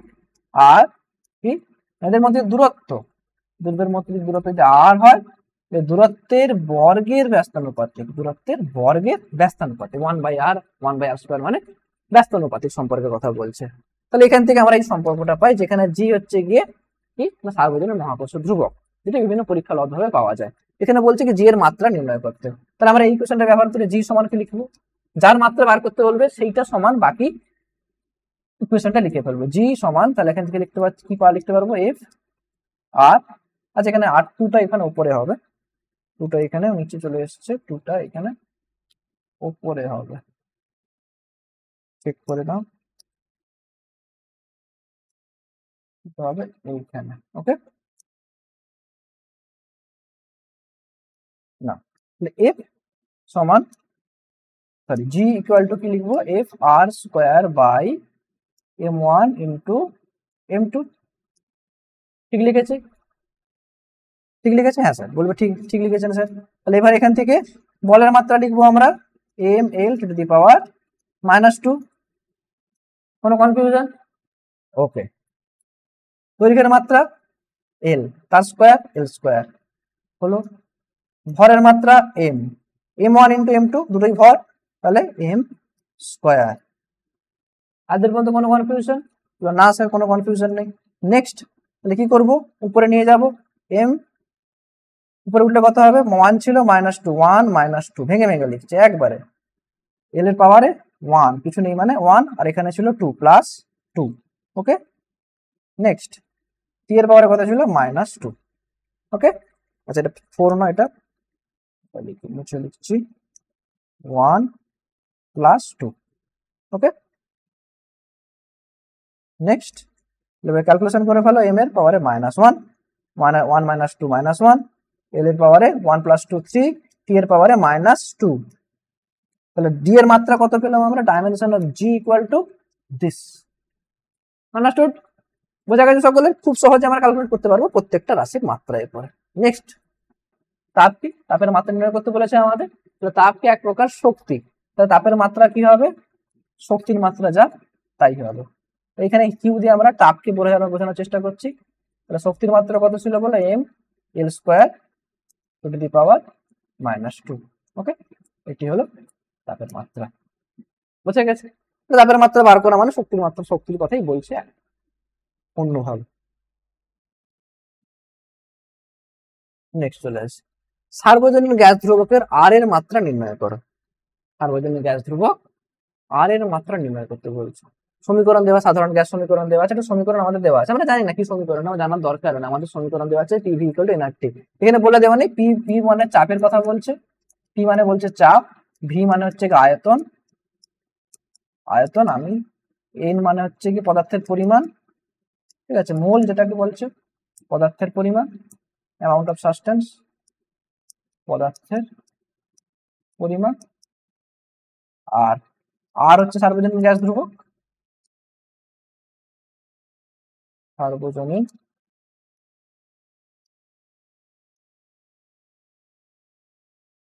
গ্যাস ধ্রুবক, আর টি হচ্ছে এখানে টেম্পারেচার বা উষ্ণতা। এগুলি দেওয়া আছে, তাই তো। সার্বজনীন গ্যাস ধ্রুবকের মাত্রা নির্ণয় করতে হবে, আর এর মাত্রা নির্ণয় করতে হবে, আমাদের কাছে P V equal two nRT একটা সমীকরণ দেওয়া আছে, জানি না আমরা কিসের সমীকরণ দেওয়া আছে এটা। ওকে, পি সমান চাপ, ভি সমান আয়তন, এন সমান পদার্থের পরিমাণ, আর সমান সার্বজনীন গ্যাস ধ্রুবক, টি সমান উষ্ণতা, এটা বলে দেওয়া আছে। তাহলে আমরা কি করব, আর সমান মাত্রা, আর এর মাত্রা নির্ণয় করব। তাহলে আর সমান আমরা দেখি কি লিখতে পারি এখান থেকে, P V by N into Q লিখতে পারি। আচ্ছা, এবারে মাত্রা নির্ণয় করতে বলছে, তাহলে আর এর মাত্রা সমান আর ব্র্যাকেটের মধ্যে ঢুকিয়ে দেবো, আর কি মাত্রার কথা বলছে। পি এর মাত্রা আমরা জানি, পি মানে চাপ, বল বাই ক্ষেত্রফল, L to the power minus one to the power minus one to the power minus two, চাপের মাত্রা। এগুলো কিন্তু আমাদের একটু মুখস্থ করে রাখতে হবে তাড়াতাড়ি ক্যালকুলেশন করার জন্য। যদি না মনে থাকে তাহলে চাপ সমান আমরা কি জানি, বল বাই ক্ষেত্রফল, বল বাই ক্ষেত্রফল, বল বাই ক্ষেত্রফল। তাহলে বলের মাত্রা কি জানি আমরা, বলের মাত্রা জানি এম এল স্কোয়ার হয়, M L to the power minus two by ক্ষেত্রফল মানে এল স্কোয়ার। তাহলে এখান থেকে কি পাবো আমরা, M L to the power minus one to the power minus two. মনে নাও থাকে আমরা ক্যালকুলেট করে নিতে পারি। ওকে, বসিয়ে দিলাম আর মাত্রা, চাপের মাত্রা, ভি আয়তন, এল কিউব বসিয়ে দিলাম, বাই এন পদার্থের পরিমাণ, আমরা ক্যাপিটাল এন দিয়ে নোট করবো পদার্থের পরিমাণকে, টি, টি মানে কি উষ্ণতার কথা বলা হচ্ছে, টেম্পারেচার, টি বা কে আমরা দেখে শিখেছি কে, কে তো কে দিয়ে নোট করবো কে। ওকে, হলো। এরপরে কি, এরপরে কাজ ক্যালকুলেশন, জাস্ট সিম্পল এক স্টেপ ক্যালকুলেশন করবো, M L to the power minus one এ to the power minus two. আচ্ছা, এখানে মাইনাস ওয়ান আর প্লাস থ্রি ছিল, তো মাইনাস টু হয়ে যাবে, এটা এটা মাইনাস থ্রি হয়ে যাবে, প্লাস এখানে প্লাস ছিল, এখানে মাইনাস, তো মাইনাস টু হবে। আচ্ছা, তারপরে হচ্ছে কি টি এর মাত্রা কত, মাইনাস টু হয়ে গেছে, এন এর পাওয়ারে কত, উপরে উঠলে মাইনাস ওয়ান, টি এর পাওয়ারে মাইনাস ওয়ান। ওকে, আগে পরে তুমি যাকে ইচ্ছা আগে কাকে পরে লিখতে পারো, এন কে লাস্টে, কে কে আগে লিখতে পারো, that is completely your choice. Okay, that is the dimension of universal gas constant, আর এর মাত্রা বোঝা গেছে। চলো নেক্সট কোশ্চেন কি আছে। আচ্ছা, এই কোশ্চেনটা একটা অন্য রকমের কোশ্চেন, একটু সময় লাগবে আমাদের বুঝতে। কি বলছে দেখো, বেগ, সময় এবং, তবে যা কোশ্চেন আসবে যা দেখবো আমরা কিন্তু সব প্রথমে খুব ভালোভাবে বেস আমাদের স্ট্রং করতে হবে। আমাদের মেন কাজ হচ্ছে বেসকে স্ট্রং করা। বেস যদি আমাদের স্ট্রং থাকে, যত উপরে আমাদের যত ইচ্ছা বাড়াতে পারি। অর্থাৎ কোনো বাড়ি যদি ভিত পাকাপোক্ত থাকে, আমি সেই বাড়িকে 100 তলা 200 তলা পর্যন্ত উচ্চ বাড়াতে পারি। বুর্জ খলিফা যখন বানানো হয়েছিল, তাকে প্রথমে কতদিন ভিত বানাতে সময় লেগেছিল, গুগল করে দেখে নিও। ঠিক আছে, তো যে কোনো জিনিস করার আগে আমাদের বেস বানাতে হবে। আব্রাহাম লিঙ্কনকে বলা হয়েছিল, তুমি, তার একটা ফেভারিট মানে মোস্ট ফেমাস কোট আছে, সেটা বল কি, যদি গাছ কাটতে বলা হয়, একটা বিশাল বড় গাছকে কাটতে বলা হয়, তাকে 4 ঘন্টা সময় দেওয়া হয়, সে বলবে প্রথম 3 ঘন্টা আমি আমার কুড়াটকে ধার দিব, অর্থাৎ তার যে জিনিস দরকার, টুলস দরকার, সেটাকে আমি পাকাপোক্ত করবো, তারপরে আমি গাছ কাটতে যাবো। টুলস যদি পাকাপোক্ত না থাকে, আমাকে যদি বেস ক্লিয়ার না থাকে, তাহলে আমি কিন্তু কোনো জায়গাতেই দাঁড়াতে পারবো না, ভালোভাবে আমরা স্ট্যান্ড আপ হতে পারবো না। ওকে, তো চলো আমাদের বেস ক্লিয়ার করে ফেলি আমরা। তো এখানে তো বেশিরভাগ ক্ষেত্রে কিন্তু ম্যাথমেটিক্যাল জিনিসগুলি আমরা জানবো, তবে কিছু ছোটখাটো ফিজিক্সের কনস্ট্যান্ট থাকবে। বেগ, সময় এবং বলকে মূল রাশি ধরে ভরের মাত্রা নির্ণয় করতে বলছে। কাকে আগে বলছে, বেগ, সময় এবং বলকে মূল রাশি ধরে ভরের মাত্রা। অর্থাৎ আমাদের এতক্ষণ কি করছিলাম আমরা, ভর, সময়, দৈর্ঘ্যকে মূল রাশি ধরে বিভিন্ন অন্যান্য ভৌত রাশির মাত্রা নির্ণয় করছে, মানে উল্টো করতে বলছে। এখন আমাদের কি বলছে, ভরের মাত্রা নির্ণয় করতে বলছে। ওকে, তাহলে আমি ধরলাম যে ভরের মাত্রা, ঠিক আছে, ভরের মাত্রার সাথে অন্যান্য ভৌত রাশিগুলির মাত্রার একটা সম্পর্ক আছে, সেটা হচ্ছে তাদের ডাইমেনশনাল ফর্মুলা। বেগকে আমি বললাম ভি, ভি, ওকে, বেগকে বললাম ভি। ভি এর ডাইমেনশন হচ্ছে গিয়ে বলের মাত্রাতে ভি, মানে বলের ডাইমেনশনাল ফর্মুলাতে ভি এর ডাইমেনশন হচ্ছে ধরে নিলাম আমরা এক্স ধরতে পারি, ওকে। সময়ের ডাইমেনশন ধরে নিলাম ওয়াই, ওকে। আর বলের ডাইমেনশন, ফোর্সের ডাইমেনশন ধরে নিলাম আমরা জেড। কোনো সমস্যা ধরতে পারি? আমরা জানি না, আমাদের তো ডাইমেনশন বার করতে হবে, অর্থাৎ এক্স ওয়াই জেড মানে এক্সপোনেন্ট গুলো বার করতে হবে। তাহলে আমরা ধরে নিলাম এক্স ওয়াই জেড এর মান এই, ঠিক আছে। আচ্ছা, বলকে আমি ভরকে আমি এভাবে লিখতে পারি, m to the power 1 l to the power 0 l l l l to the power 0 to the power 0, কারণ এই যেখানে l আর t নেই। কেন লিখলাম আমরা একটু পরে বুঝতে পারবো। নেক্সট, এই বেগকে আমরা মূল রাশির মাত্রাতে কনভার্ট করি, মূল রাশি মাত্রা দিয়ে লিখি। বেগের বেগ সমান কি জানি আমরা l টু দি পাওয়ার -1। উপরে কত ছিল? উপরে ছিল 2 টু দি পাওয়ার x, ওকে। টি এর ক্ষেত্রে টি এর তো কোনো টি তো মূল রাশি, তো টি এর যাচ্ছে এগুলো তাই থাকলো, আলাদা আলাদা করে এভাবে লিখে ফেলি। বলের ক্ষেত্রে কি লিখবো? m l to the power -2, পুরোটার উপরে পাওয়ার z। বোঝা গেছে? এত পর্যন্ত আমরা কি করলাম না, প্রত্যেকটা ভৌত রাশি যেগুলো দেওয়া ছিল আমাদের বেগ সময় বলকে, আমাদের করতে হবে ক্যালকুলেট করতে হবে এক্স ওয়াই জেড, ঠিক আছে। তার জন্য আমি কি করলাম, বেগকে আর সময়কে আর বলকে আমরা তার মূল রাশিতে লিখে ফেললাম। সময় তো যেহেতু মূল রাশিতে যেমন ছিল তেমন থাকলো, বাকি বেগকে আমরা টেন টু দি পাওয়ার -1, বলকে তার মূল রাশিতে লিখলাম, মূল রাশির মাত্রা দিয়ে লিখলাম, ওকে। এবার এটাকে কি করি, ইকুয়েট করি, এক জাতীয় রাশিগুলোকে এক জায়গায় নিয়ে আসি। তাহলে এম কে নিয়ে আসবো, এম এর পাওয়ারে কত হলো জেড, ওকে।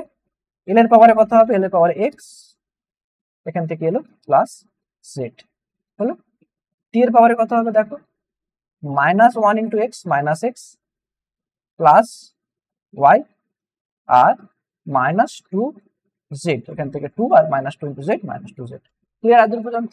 তাহলে এবারে এই দেখা দেখো, এবারে ইকুয়েশনটা এবারে দেখো পিওর ম্যাথমেটিক্স শুরু হবে এরপরে। কিভাবে? একবার ডান দিক আর বাঁ দিককে আমরা তুলনা করব, বাম পক্ষ ডান পক্ষকে তুলনা করে পাই, কম্পেয়ারিং এলএইচএস এন্ড আরএইচএস। তাহলে এলএইচএস এ আমাদের দেখো এম এর সময় যাতে এম এর পাওয়ার আর এখানে এম এর পাওয়ার কম্পেয়ার করতে পারবো। তাহলে জেড ইকুয়াল টু কত পাবো আমরা দেখো, জেড ইকুয়াল টু পাবো আমরা 1, তাই তো। 1 ইকুয়াল টু জেড মানে জেড ইকুয়াল টু 1।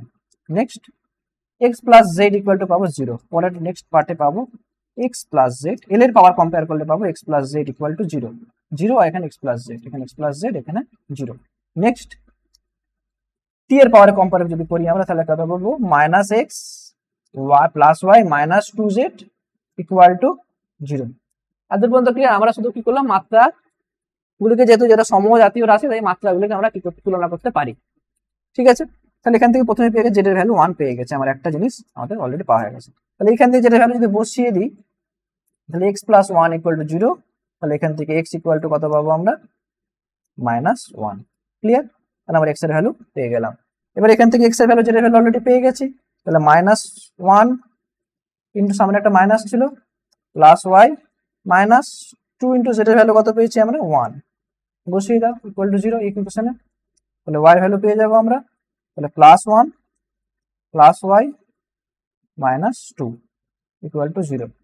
ক্যালকুলেশন করলে কত পাবো এখান থেকে? ওয়াই ইকুয়াল টু বলো +1, হ্যাঁ কত পাবো বলো? 1, তাই তো। আচ্ছা, ভাঙে ভেঙে লিখি আলাদা আলাদা করে। ওয়াই ইকুয়াল কত পাবো আমরা? -+2, ওইদিকে গেলে প্লাসটা মাইনাস হয়ে যাবে, -1 ইকুয়াল টু কত? +1। ক্লিয়ার? তাহলে এক্স আর জেড এর ভ্যালু আমরা পেয়ে গেলাম। তাহলে এবারে আমরা এই মাত্রা ফর্মুলাটা লিখতে পারি, ডাইমেনশনাল ফর্মুলা অফ মাস, ভরের মাত্রা সমীকরণ in terms of velocity, time and force. তাহলে কি হবে? এইখানে লিখি এম ইকুয়াল টু, অ্যান্সার লিখছি এটা, এম ইকুয়াল টু, তাহলে কত পাচ্ছি? V two the power x এর ভ্যালু কত পেয়েছি? -1, তাহলে ভি এর পাওয়ারে -1। এরপরে ওয়াই এর ভ্যালু কত পেলাম আমরা? +1, তার মানে টি টু দি পাওয়ার 1 হলো। আর জেড এর ভ্যালু কত পেয়েছি? 1, তাহলে এফ টু দি পাওয়ার 1। তাহলে এইটি হলো হচ্ছে কি ভরের বা মাসের dimensional formula in terms of কি বেগ, সময় আর বল। ঠিক আছে, this is our answer, this is our answer. Okay, next চলে আসি নেক্সট পার্টে। কি আছে, মাত্রা বিশ্লেষণ ও তার প্রয়োগ। তাহলে এবারে দেখবো মাত্রা বিশ্লেষণ করবো এবং তার প্রয়োগগুলি সম্বন্ধে জানবো। এতক্ষণ ধরে মাত্রা বিশ্লেষণ করে ফেলেছি অলরেডি, আমরা যা যা করেছি সেগুলো মাত্রা বিশ্লেষণের কিছু কিছু অংশ। মাত্রা বিশ্লেষণের প্রয়োগ কি কি আছে আমরা দেখি। তার আগে সমমাত্রিক নীতি কি বলছে। সমমাত্রিক নীতি মানে কি না, আমরা যখন কোনো দুটো রাশিকে যোগ করি বা বিয়োগ করি তাদের মাত্রা কিন্তু এক, তবে আমরা যোগ বা বিয়োগ করতে পারবো। ওকে, যোগ বিয়োগের ক্ষেত্রে আমাদের দুটো সমজাতীয় মাত্রাযুক্ত রাশিকে আমরা যোগ বা বিয়োগ করতে পারি। ইউনিটের ক্ষেত্রে যেমন একই, যেমন ধরো তো মনে করে দেখো আমরা 5 কেজির সাথে আমরা 10 কেজি যোগ করতে পারতাম, 15 কেজি পেতাম। মনে পড়ছে? হয়তো এই জিনিসটা আমরা বেসিক ছোটবেলা থেকে দেখে এসেছি যে একই কেজির সাথে কেজিকে অ্যাড করলে আমরা কেজি পাই। তো দুটো একই জাতীয় একই মাত্রাযুক্ত রাশি বা একই ইউনিটের রাশি কোয়ান্টিটিকে আমরা যোগ করলে আমরা সেই কোয়ান্টিটি জিনিস পাই। ওকে, তাহলে আমি যদি এইভাবে বলতে পারি যে 10 মিটার প্লাস 10 কেজি, এটা কি করতে পারি আমরা? 10 মিটার প্লাস 10 কেজি, এটা কি পসিবল? মিটারের সাথে কেজি তো বলে না, আসে এটা কোনোদিন পসিবল নয়, এটা কিছুই পাবো না আনসার। আর যদি কেউ বলে 20 কেজি মিটার, 20 কেজি মিটার, তাহলে কিছু বলার নেই, 20 কেজি মিটার কখনো পাইনি। ওকে, যোগ করার সময় আমাদের কিন্তু এই জিনিসটা মাথায় রাখতে হবে, সমজাতীয় মাত্রাযুক্ত রাশিকে আমরা যোগ বা বিয়োগ করতে পারি। তো এই কি বলে সমমাত্রিক নীতি, principal of homogeneity, principal dimensional homogeneity. ঠিক আছে, অর্থাৎ আরেকটা জিনিস মানে ব্যাপারটা এখানে ডেফিনেশন কি বলছে দেখো, ডেফিনেশন বলছে যে কোনো সম্পর্ক বা সমীকরণের দুটি দিকের মাত্রা সবসময় একই হবে। দুটি দিকের মাত্রা, যে কোনো একটা সমীকরণ ধরো, সমীকরণ ওটা ধরি যে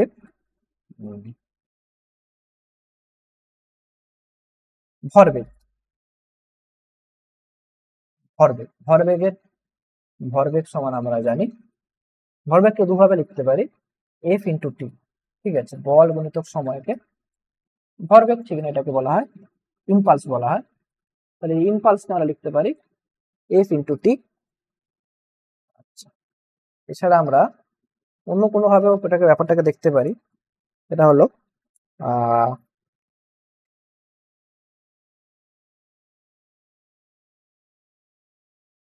আচ্ছা চলো এইটা কোশ্চেনটা ছাড়ো, নেক্সট আমরা কি বলছি কোনো সম্পর্ক সমমাত্রিক নীতি কি? তাহলে সমমাত্রিক নীতি হলো আমাদের দুটো দিকের মাত্রা একই হতে হবে। কোনো একটা সমীকরণে, কোনো একটা ভৌত রাশির সমীকরণে দুটো সাইডের মাত্রা একই হতে হবে।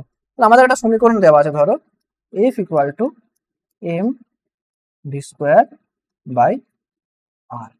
ঠিক আছে, একটা সমীকরণ দেওয়া আছে, এই M V square by R, এটাকে বলা হয় সেন্ট্রিপিটাল ফোর্সের ইকুয়েশন, যেটা আমরা জানা দরকার। সেন্ট্রিপিটাল ফোর্সকে আমাদের একটা সমীকরণ দেওয়া আছে, এখানে এফ হচ্ছে কি বলের কথা বলছে, এম হচ্ছে কি ভর, আর বি হচ্ছে বেগ, আর হচ্ছে কি দূরত্ব।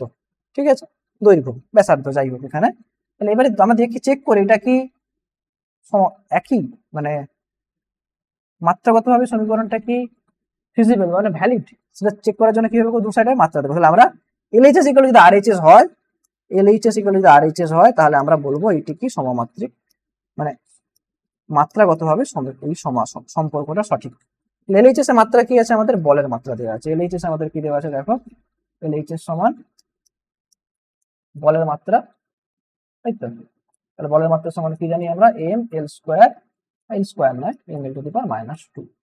ওকে, আচ্ছা আরএইচএস এ কি আছে, আরএইচএস আলাদা পেনে লিখি, আরএইচএস কি আছে, এম ভি স্কোয়ার। তাহলে এম মানে বলের মাত্রা কত, সরি ভরের মাত্রা এম, ভি স্কোয়ার মানে L to the power -2, sorry -1 whole, বেগ মানে L to the power -1 whole square by R, আর মানে এল। ওকে, এটাকে সমাধান যদি করি আমরা, তাহলে কি পাবো, এম এল টু দি পাওয়ার উপরে দেখছি শুধু L square to the power -2 by L, তাহলে M L to the power one, 2 minus 1 1 to the power -2, মানে আলটিমেট দাঁড়ালো M L to the power -2। Okay, তাহলে দেখো এখান থেকে কি পেলাম আমরা, LHS ইকুয়াল টু RHS আমরা ইকুয়াল হলো, পেলাম তো LHS F equal to RHS prove করতে পারলাম। তার মানে এই সমীকরণটাকে মাত্রাগতভাবে সঠিক সমীকরণে, ঠিক আছে। তাহলে আমরা এই সমমাত্রার নীতি কি বলছে, না ইকুয়েশনের বোথ সাইডের মাত্রা একই হবে। ওকে, আমরা এবারে মাত্রা বিশ্লেষণের বিভিন্ন প্রয়োগগুলো দেখবো একে একে। প্রথমে দেখবো কোনো ভৌত রাশির একক পদ্ধতি থেকে অন্য একক পদ্ধতিতে রূপান্তর। এটা আমরা অলরেডি আগেই দেখেছি কিভাবে এক একক পদ্ধতি থেকে অন্য একক পদ্ধতিতে যাওয়া হয়। তাহলে চাপের ক্ষেত্রে যদি আমরা উদাহরণটা নিই, তাহলে চাপের সিজিএস এসআই থেকে সিজিএস এ যাবো আমরা, এসআই থেকে সিজিএস পদ্ধতিতে আমরা রূপান্তর করতে চাইছি। তাহলে কি বলো, চাপ সমান কি জানি আমরা, চাপ সমান জানি আমরা বল বাই ক্ষেত্রফল, তাই তো, বল বাই ক্ষেত্রফল। তাহলে বলকে আমরা কিভাবে লিখতে পারি, বল হচ্ছে কেজি, বলের একক, এবারে লিখছি বলের এসআই পদ্ধতিতে একক, এসআই পদ্ধতিতে বলের একক কি না নিউটন, তাই তো, ক্ষেত্রফলের একক হচ্ছে গিয়ে মিটার স্কোয়ার। বল এসআই পদ্ধতিতে বলের একক হচ্ছে গিয়ে নিউটন, আর ক্ষেত্রফলের একক মিটার স্কোয়ার। ঠিক আছে, আমরা এখানে একক লিখলাম। তাহলে নিউটনকে আমরা কি লিখি, KG metre per second square, তাই তো, KG metre per second square by metre square. Okay, তাহলে এবারে এখানে যদি ভ্যালুগুলো বসাই, এসআই সিজিএস সিস্টেমে 1 কেজি সমান কত জানি আমরা 1000 গ্রাম, তাই তো, সিজিএস সিস্টেম মানে gram centimetre gram second, 1 KG সমান জানি 1000 গ্রাম, মিটারের মানে 100 centimetre by second square by metre square মানে 100 সেন্টিমিটার স্কোয়ার। ওকে, এবারে তাহলে জিরোগুলোকে আমি পাওয়ারগুলোকে একসাথে লিখে নিয়ে ক্যালকুলেশন করি। 1000 মানে 10 টু দি পাওয়ার 3 ইন্টু 100 মানে 10 স্কোয়ার, ওকে, বাই 100 মানে 10 স্কোয়ার, আর পাওয়ারে কত ছিল 2, তাহলে 10 টু দি পাওয়ার 4, এখানে হচ্ছে কি gram centimetre per second square by centimetre square, যেমন থাকলো। তাহলে এবারে ক্যালকুলেশন করলে কত পাবো আমরা, পাওয়ারগুলোকে প্লাস মাইনাস করলে 10 এর পাওয়ারে 3 প্লাস 2, গুণ থাকলে যোগ হয়, 3 প্লাস 2 ভাগ থাকলে মাইনাস হয়, এত গ্রাম সেন্টিমিটার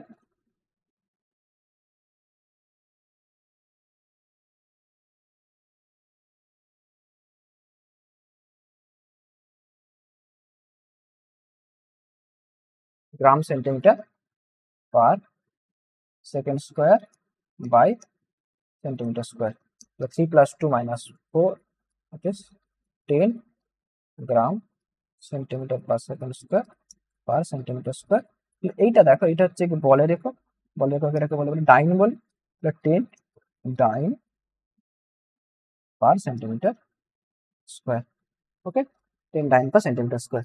তাহলে চাপের সিজিএস থেকে এসআই এককে পরিবর্তন করলে আমি এখানে লিখে দিচ্ছি 1 নিউটন পার মিটার স্কোয়ার, যেটাকে বলা হয় পাস্কেল, সমান হচ্ছে কি 10 ডাইন পার সেন্টিমিটার স্কোয়ার। ওকে, হ্যালো, চাপের সিজিএস এসআই একক থেকে সিজিএস ইউনিটে কনভার্সন। তাহলে এটা আমরা মাত্রা বসিয়েও করতে পারতাম একইভাবে, যদি মাত্রাগুলো বসাতাম তাহলে আমরা সিমিলারলি করতে পারতাম। ওকে, নেক্সট, কোন সমীকরণের নির্ভুলতা পরীক্ষা। তাহলে আমরা একটু আগে দেখলাম, যখন সমমাত্রিক ব্যাপারটা দেখলাম, সমমাত্রিকের ক্ষেত্রে উদাহরণটা নিয়েছিলাম যে আমরা ইকুয়েশন নিয়েছিলাম, যে কোনো আমরা আননোন ইকুয়েশন, সেটা মাত্রাগতভাবে ঠিক কিনা সেটা আমরা দেখেছিলাম। আচ্ছা, আরেকটা আমরা যদি একটা কোশ্চেন নিই, যেখানে কোন একটা সমীকরণ নির্ভুলতা প্রমাণ, ধরো এরকম দেওয়া আছে, পি ইকুয়াল টু ক্ষমতা, P equal to I into V, ঠিক আছে, আই ইন্টু ভি। তাহলে এই সমীকরণটাকে সঠিক ডাইমেনশনালি কারেক্ট, এইটা মানে জানার দরকার। বা আরো একটা সমীকরণ যদি উদাহরণ হিসেবে নিই, আর উদাহরণ হচ্ছে T equal to 2 pi root under L by G. দুটো সমীকরণ যে লিখেছি, এই দুটো ডাইমেনশনালি কারেক্ট কিনা আমরা টেস্ট করব। তাহলে পি এখানে পাওয়ারের কথা বলছে, পি বলতে এখানে বলছে পাওয়ার, ঠিক আছে, ইলেকট্রিক পাওয়ার, এখানে কারেন্ট আর ভোল্টেজ, ভি হচ্ছে এখানে, আই হচ্ছে কারেন্ট, এখানে লিখে দিচ্ছি, পি হচ্ছে গিয়ে প্রেসার নয়, এখানে পাওয়ারের কথা বলছে, ইলেকট্রিক পাওয়ার, আই হচ্ছে গিয়ে কারেন্ট, আর ভি হচ্ছে গিয়ে ভোল্টেজ। ওকে, তাহলে দেখো মাত্রা কত, পাওয়ারের মাত্রা আমরা যেখানে পাওয়ারের ডাইমেনশন হলো এলএইচএস ইকুয়াল টু আরএইচএস করব, তাহলে এলএইচএস ভ্যালু এখানে দেখো এলএইচএস এর ডাইমেনশন কত, পাওয়ারের dimension M L square to the power -3, ঠিক আছে। আচ্ছা, আরএইচএস এ কি আছে দেখো, আরএইচএস সমান আই, অর্থাৎ কারেন্টের মাত্রা আমরা জানি, কারেন্টের মাত্রা কারেন্টই হয়, আই হয় পোটেনশিয়াল, তাহলে বিভব প্রভেদের মাত্রা কত হয়, square to the power -3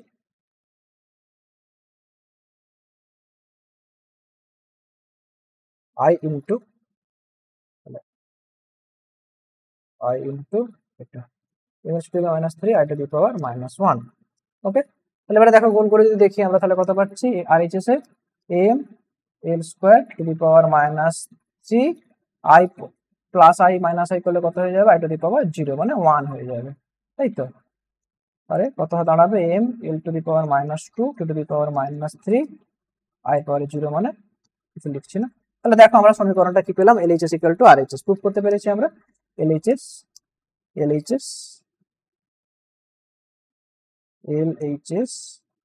equal to RHS. Okay, okay understood. তাহলে মাত্রাগত সমীকরণ হবে এটি, ঠিক আছে। আর এটাতে চলে আসি সেকেন্ড পার্টটাতে,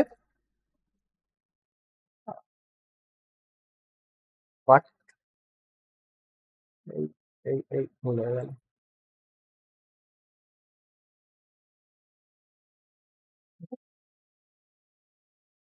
এই পারে চলে আসে, এই পারে কি বলছে, টি ইকুয়াল টু, এখানে টি টি কার কথা বলছে, টি বলেছে সময়ের কথা, এই সমীকরণে টি ইকুয়াল টু সময়, টাইম। ওকে, টি ইকুয়াল টু বলছে টাইম, টি হচ্ছে গিয়ে টাইম, এল হচ্ছে গিয়ে লেন্থ বা দৈর্ঘ্য, জি হচ্ছে গিয়ে গ্র্যাভিটেশনাল অ্যাক্সেলারেশন বা অভিকর্ষীয় ত্বরণ, গ্র্যাভিটেশনাল অ্যাক্সেলারেশন। ওকে, দেখা যাচ্ছে।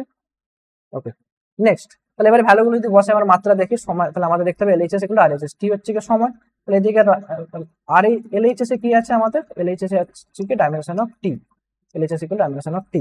ওকে, তো আর দেখি আমরা দেখবো আরএইচএস, আরএইচএস এ কি আছে দেখি, আরএইচএস সমান 2 পাই হচ্ছে এটা কি ধ্রুবক রাশি, এর মাত্রাবিহীন রাশি হয়, মনে রাখবে সমস্ত ধ্রুবক বা সংখ্যা এরা হচ্ছে কি হয়, মাত্রাবিহীন রাশি, এদের কোনো মাত্রা নেই। তাহলে আমরা দেখবো শুধু এল এর মাত্রা, রুটের ভিতরে এল এর মাত্রা এল, জি মানে হচ্ছে কি ত্বরণের মাত্রা হচ্ছে কি এল টু দি পাওয়ার -2। ওকে, তাহলে ক্যালকুলেশন করলে কি হবে, এল এল কেটে যাবে, টু দি পাওয়ার 2 উপরে উঠবে রুটের ভেতরে, তাহলে কত আসবে,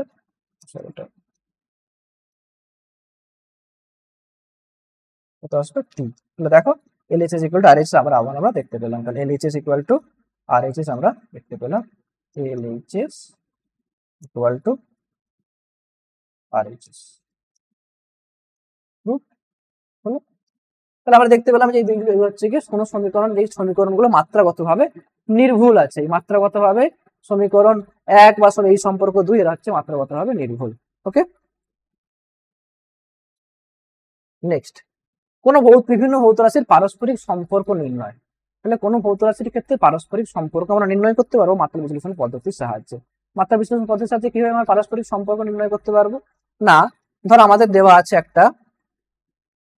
কোন একটা ভৌত রাশি কিছু জিনিসের উপর নির্ভর করে, এই কোয়ান্টিটির উপর নির্ভর করে, কিন্তু আমরা জানি না সেটা কেমন ভাবে নির্ভর করে, ঠিক আছে। ধরো আমরা এই একটা ক্যালকুলেট কোশ্চেন একটা নেই, ধরো কোন একটা পেন্ডুলাম ছেড়েছি আমরা, পেন্ডুলামটা এইভাবে অসিলেট করছে, ঠিক আছে, পেন্ডুলামটা ধরো এইভাবে অসিলেট করছে, এদিকে যাচ্ছে একবার, এদিকে আসছে একবার, তাহলে এই পেন্ডুলামের যে অসিলেশনটা কি করবে না, পার্টিকুলার টাইম পিরিয়ডে থাকবে, তার মানে একটা নির্দিষ্ট সময় ছাড়া ছাড়া সে কি করবে, অসিলেট করবে, মানে যাবে আর আসবে। তাহলে এই টাইম পিরিয়ড বা এই সময়টার কথা এটা বলছে, সেটা কার কার উপর নির্ভর করে না, আমরা বলছি যে T time period of this pendulum depends on the proportional to the length. সময়ের সাথে দৈর্ঘ্য, আমরা দৈর্ঘ্য মানে কিভাবে দেখছি, আমরা বিভিন্ন পরীক্ষা করে দেখছি, দৈর্ঘ্যকে বাড়িয়ে কমিয়ে দেখছি, দৈর্ঘ্যটাকে বাড়ালাম কমালাম, দেখলাম দৈর্ঘ্য বাড়ালে টি এর ভ্যালু বেড়ে যাচ্ছে, তো ডাইরেক্টলি প্রপোর্শনাল। দৈর্ঘ্য কমালে টি এর ভ্যালু কমে যাচ্ছে। মানে আমি যদি এই এলটা এখান থেকে এই দৈর্ঘ্যটা, পেন্ডুলামের দৈর্ঘ্যটাকে, এটাকে এল বলছি, এটা যদি আমরা বাড়াই, এলকে যদি আমরা বাড়াই তাহলে টাইম পিরিয়ড, এল যদি বাড়াই আমরা টাইম পিরিয়ড বাড়ছে। তাহলে এখান থেকে দেখলাম, বাট এল যদি আমরা কমাই তাহলে আমরা হচ্ছে টাইম পিরিয়ডও কমছে। তাহলে এখান থেকে কি বুঝতে পারলাম যে দৈর্ঘ্য সাথে time period of the pendulum is directly proportional বা সমানুপাতিক। তার পারাটা যদি দেখলাম খেয়াল করে, যে বিভিন্ন সময় বিভিন্ন জায়গায় আমরা গ্র্যাভিটি মানে অভিকর্ষের ত্বরণ সেটা চেঞ্জ করে করে দেখলাম। আমরা চাঁদে গিয়ে দেখলাম, পরীক্ষা করছি, আমরা চাঁদে গিয়ে দেখলাম, মঙ্গলে গিয়ে দেখলাম, বিভিন্ন গ্রহেতে গিয়ে দেখলাম, সেখানে দেখলাম যে টাইমের সাথে সাথে টাইম পিরিয়ডটা কার কার সাথে প্রপোর্শনাল না, জি এর সাথে প্রপোর্শনাল। জি যদি চেঞ্জ হয়ে যায় তাহলে টাইম পিরিয়ডে চেঞ্জ হচ্ছে, ঠিক আছে। এবারে কেমন ভাবে প্রপোর্শনাল, আমি এখানে বাড়ালে কমালে সেটা বলে ফেললাম, তবে আমরা জানি না সমান ডাইরেক্টলি প্রপোর্শনাল নাকি অন্য কোনো ভাবে প্রপোর্শনাল, ঠিক আছে। তাহলে আমি এখানে সম্পর্ক টি এর সাথে এল আর জি এর সম্পর্কটা কি হবে সেটা আমরা বলতে পারবো না, মানে মাত্রাগত সমীকরণটা কি হবে, টি এর সাথে এল এর কোন পাওয়ার রিলেট থাকবে, টি এর সাথে এল এর জি এর কোন পাওয়ার রিলেট হবে সেটা আমরা জানি না। তাহলে আমরা ধরে নিলাম যে টি প্রপোর্শনাল টু তাহলে এল ইন্টু জি, ঠিক আছে। তাহলে এল এর একটা কোন একটা পাওয়ারের সাথে ধরে নিলাম হচ্ছে কি এল এর পাওয়ার এ আর জি এর পাওয়ার হচ্ছে গিয়ে বি, ঠিক আছে। এইভাবে টিটা চেঞ্জ হচ্ছে, টি এর কোন একটা পাওয়ার এ আর এল এর জি এর কোন একটা পাওয়ার বি এর সাথে হচ্ছে গিয়ে টাইম পিরিয়ডটা চেঞ্জ হচ্ছে, পর্যায়কালটা বা টাইম পিরিয়ডটা। এবার একটা কনস্ট্যান্ট আনার জন্য আমরা ধরে নিলাম একটা কনস্ট্যান্ট ইকুয়েশন, এই প্রপোর্শনাল সালটা খাটানোর জন্য কনস্ট্যান্ট একটা K L to the power A আর G to the power B, G to the power B লিখলাম। তাহলে এইভাবে চেঞ্জ হচ্ছে। তাহলে এবার দেখি মাত্রাগতভাবে এই সম্পর্কটা আমরা নির্ণয় করতে পারি। আমাদের মেন উদ্দেশ্য হবে কি মাত্রা নির্ণয় করা, বা এ আর এ মানে এ আর এই পাওয়ার গুলোকে ক্যালকুলেট করা, এ আর বি। তাহলে আমরা পেয়ে যাবো সমীকরণটা, অ্যাকচুয়াল সমীকরণটাকে এ আর বি এর ভ্যালু বার করার। তাহলে আমরা কি করবো না, দুদিকে মাত্রা গুলো লিখবো, ডান সাইডে লিখবো আর বাঁ সাইডে লিখবো, লেফট হ্যান্ড সাইডে লিখবো আর রাইট হ্যান্ড সাইডে লিখবো। কি কি লেফট হ্যান্ড সাইডে মাত্রা কত আমাদের, টি এর মাত্রা হচ্ছে গিয়ে টি টু দি পাওয়ার 1। আচ্ছা, এখানে আর কি ছিল, এম এর মাত্রা ছিল এম 0, এল এর মাত্রা ছিল 0, আমরা লিখে রাখলাম কারণ কাজে আসবে আমাদের, ঠিক আছে। আচ্ছা, এবারে আমরা বাম দিকটাতে ডান দিকটা দেখবো, এখানে কি আছে, কে এর মাত্রা তো মাত্রাবিহীন রাশি, এটা ধ্রুবক, কে হচ্ছে মাত্রাবিহীন রাশি, তাহলে ডাইমেনশন হচ্ছে গিয়ে 0, সরি 0 না 1, এর হচ্ছে গিয়ে ডাইমেনশন হচ্ছে গিয়ে 1, ওকে, ডাইমেনশন 1, তা লিখছি না। তাহলে এবারে এল এর মাত্রা হচ্ছে গিয়ে এল টু দি পাওয়ার এ, দৈর্ঘ্য যেহেতু, আচ্ছা জি এর জি হচ্ছে কি এল টু দি পাওয়ার -1, সরি -2, তাই না, জি হচ্ছে অভিকর্ষের ত্বরণ -2, জি এর পাওয়ার হচ্ছে কি বি এলো, ওকে। তাহলে এবারে কি করবো, আমরা কম্পেয়ার করবো বোথ সাইডে। তাহলে এখানে এম এর কোনো মাত্রা এই সাইডে নেই। আচ্ছা, এবারে এক কাজ করি, সমীকরণটাকে একটু সরল করে নিই। তাহলে কি দাঁড়াচ্ছে দেখি, L to the power A plus B হচ্ছে, আর টি টু দি পাওয়ার -2 বি হচ্ছে, ওকে। আর এখানে কি আছে, M to the power 0, L to the power 0, to the power -1। এবারে দেখো ডান সাইডের সাথে বাম সাইড যদি তুলনা করি, তাহলে এম এর কোনো মাত্রা এদিকে নেই, তাহলে তুলনা হবে না। এল এর ক্ষেত্রে যদি কম্পেয়ার করি আমরা, এল এর ক্ষেত্রে কি পাচ্ছি না, এল এর মাত্রা যদি কম্পেয়ার করি আমরা, তাহলে কি পাচ্ছি না, 0 equal to A plus B বা A plus B equal to 0। L এর মাত্রা যদি কম্পেয়ার করি 0। আচ্ছা, টি এর মাত্রা যদি কম্পেয়ার করি তাহলে কি পাচ্ছি আমরা না, -2b ইকুয়াল টু 1, ওকে। তাহলে এখান থেকে আমরা বি সমান কত পাচ্ছি, বি সমান পাচ্ছি -1/2, তাই তো। আচ্ছা, আর এখানে যদি বসিয়ে দিই আমি, এর ভ্যালু এ প্লাস বি এর ভ্যালু -1/2 সমান 0, তাহলে এ সমান কত পাচ্ছি আমরা +1/2, ওকে। তাহলে এ আর বি এর মাত্রা আমরা পেয়ে গেলাম, মানে ডাইমেনশন মানে ভ্যালু গুলো পেয়ে গেছি। তাহলে আমি ইকুয়েশনে পুট করে দিই, তাহলে কি পাচ্ছি দেখো, এইখানে এর ভ্যালু আর জি এর ভ্যালু পুট করলে টি সমান কি দাঁড়াচ্ছে, টি সমান কি দাঁড়াচ্ছে, কি তো থাকলো যেমন থাকলো, এল এর পাওয়ারে তাহলে কত থাকবে, এল এর পাওয়ারে থাকবে হচ্ছে কি +1/2, আর জি এর পাওয়ারে থাকবে মাইনাস হাফ। ঠিক আছে, তো এটা কিভাবে লিখতে পারি আমরা, কে হাফ মানে, আচ্ছা জিটাকে মাইনাস হাফ মানে নিচে লিখলাম হাফ, আর পাওয়ারে হাফ থাকা মানে এটাকে রুট লিখতে পারি আমরা, তাহলে কে রুট আন্ডার এল বাই জি। বোঝা গেছে? তাহলে এই কে এর মানটা বিভিন্ন পরীক্ষার সাহায্যে পাওয়া যায় 2 পাই, একটু আগে দেখেছিলাম যে, একটু আগে আমরা দেখেছিলাম T equal to 2 pi root under L by G. তাহলে টি ইকুয়াল টু কে এর ভ্যালু যদি 2 পাই বসিয়ে দিই, তাহলে এটা হচ্ছে কি সমীকরণ দাঁড়ায় কার, না time period of simple pendulum, যেটা আমরা নির্ণয় করলাম, যেটা আমরা ক্যালকুলেট করলাম বাই ডাইমেনশনাল অ্যানালাইসিস। ঠিক আছে, তবে ডাইমেনশনাল অ্যানালাইসিসে কিছু লিমিটেশন আছে, সেটা আমরা একটু পরে দেখছি কি কি লিমিটেশন আছে। এটি মাত্রাবিহীন রাশির কোনো ধরনের ধারণা, এটি মাত্রাবিহীন রাশির কোনো ধারণা দেয় না। মাত্রাবিহীন রাশি মানে একটু আগে দেখলাম, দেখো 2 পাই, এই ইকুয়েশন এইখান থেকে সলভ করলাম, এখান থেকে কে এর কোনো ভ্যালু কিন্তু আমরা ক্যালকুলেট করতে পারি না, পারিনি আমরা। ঠিক আছে, এটা আমরা অন্যভাবে ক্যালকুলেট করেছি, কোনো ডেরিভেশনের থ্রু দিয়ে বা কোনো এক্সপেরিমেন্টের থ্রু দিয়ে ক্যালকুলেশন করেছি, মাত্রাগতভাবে কিন্তু আমরা পাইনি। তাহলে এটি মাত্রাবিহীন রাশির কোনো ধারণা দেয় না। ওকে, যদি কোনো সম্পর্কে মাত্রাযুক্ত রাশি থাকে তবে সম্পর্ক নির্ণয় করা সম্ভব নয়। এবার এই ডাইমেনশনাল অ্যানালাইসিস সাহায্যে আমরা এই যে টি এর সাথে এল আর জি এর সম্পর্ক নির্ণয় করলাম, কোনো একটা simple pendulum time period calculate করলাম বা ফর্মুলাটা লিখলাম আমরা মাত্রা ডাইমেনশনাল অ্যানালাইসিসের থ্রু দিয়ে, সেটা কিন্তু যদি মাত্রাযুক্ত রাশি থাকতো, যেমন যেটা এর ক্ষেত্রে ছিল এফ ইকুয়াল টু জি, নিউটনের যে মহাকর্ষ সূত্র F G equal to G one m1 m2 by R square, এই ফর্মুলা জি কিন্তু মাত্রা ডাইমেনশনাল একটা ভ্যালু আছে, মানে জি হচ্ছে ডাইমেনশনলেস কনস্ট্যান্ট নয়, এই জি এর ডাইমেনশন আছে একটা। ওকে, তাহলে জি এর যে ডাইমেনশন থাকে, জি এর যদি ডাইমেনশন থাকে, তাহলে আমরা এই ধরনের রিলেশনকে আমরা কিন্তু মানে F equal to G m1 m2 by R square, এটা কিন্তু আমরা ডাইমেনশন অ্যানালাইসিসের থ্রু দিয়ে আমরা কিন্তু বার করতে পারবো। তাই জন্য তখন আমাদের আরো নেক্সট চ্যাপ্টার গুলো দরকার হয়, আমরা ফার্স্ট চ্যাপ্টারে যদি সবকিছু করে নিতে পারতাম শুধু ইউনিট ডাইমেনশন থ্রু দিয়ে, তাহলে তো বাকি ফিজিক্সের দরকার হতো না। তো এটা আমাদের বেসিক একটা আইডিয়া দেয়, এটা আমাদের কিসে হেল্প করে না, পুরো একটা ইকুয়েশন ডাইমেনশনালি কারেক্ট না সেটা দেখতে হেল্প করে, যে আমার লেফট সাইড আর রাইট সাইড ইকুয়াল কিনা, বা কোনো একটা আননোন কোয়ান্টিটি ডাইমেনশন আমাদের ক্যালকুলেট করতে হেল্প করে। একটা ইকুয়েশনের মধ্যে একটা আননোন কোয়ান্টিটি আছে, বুঝতে পারছেন ডাইমেনশন কত, সেটা আমরা বার করতে পারবো ডাইমেনশন অ্যানালাইসিসের সাহায্যে। তাহলে কোনো সম্পর্কে থেকে ধ্রুবকের মান নির্ণয় করা সম্ভব নয়। তো মাত্রাবিহীন রাশি বা ধ্রুবক, মাত্রাবিহীন রাশি যেমন তার কোনো মান আমরা ক্যালকুলেট করতে পারবো না। মাত্রাবিহীন রাশি মানে অ্যাকচুয়ালি কোনো ফিজিক্যাল কোয়ান্টিটি গুলো ডাইমেনশনলেস, যেমন আমরা একটু আগে দেখলাম রিলেটিভ ডেনসিটি বা প্রতিসারাঙ্ক বা রিফ্লেকটিভ ইন্ডেক্স, এইগুলো হচ্ছে মাত্রাবিহীন রাশি। এগুলো যদি সম্পর্কে থাকে তাদের ক্ষেত্রে আমরা কিন্তু ডাইমেনশন অ্যানালাইসিস থ্রুতে তাদের কোনো ভ্যালু পাবো না। বা এবারে হচ্ছে কি কোনো সম্পর্কে ধ্রুবক, যেমন এই জি, বা কোনো মাত্রাবিহীন ধ্রুবক যেমন হচ্ছে গিয়ে 2 পাই বা 6 পাই কোনো কিছু সম্পর্কে পাবো, তাহলে সেগুলো হচ্ছে আমরা কিন্তু ক্যালকুলেট করতে পারবো না এই মাত্রা বিশ্লেষণ পদ্ধতির সাহায্যে। ওকে, তাহলে এবারে চলো কিছু আমরা কোশ্চেন এমসিকিউ এমসিকিউ সলভ করি। বলছে কি টি সময় একটি কণার বেগের একটা সমীকরণ দেওয়া আছে। ঠিক আছে, আমরা জানি না এগুলো জানি, বেগ সম্বন্ধে জানি, একটা সমীকরণ দেওয়া আছে, এখানে বলেছে এবিসি হলো কনস্ট্যান্ট, মানে এবিসি কোনো মাত্রাযুক্ত রাশি না, এগুলো হচ্ছে কনস্ট্যান্ট বা কিছু মাত্রাযুক্ত রাশি হতে পারে। আমরা জানি না এবিসি এটা আননোন কিছু কোয়ান্টিটি, তাদের মাত্রা বার করতে বলছে। ঠিক আছে, কোশ্চেনটা আরেকবার বলছি। কোশ্চেন দেওয়া আছে, দেখো একটি এমসিকিউ, টি সময় একটি কণার বেগ দেওয়া আছে এইটি, যেখানে আমাদের বার করতে বলছে এবিসি একটা মাত্রা নির্ণয় করতে বলছে, এবিসি আননোন কোয়ান্টিটি।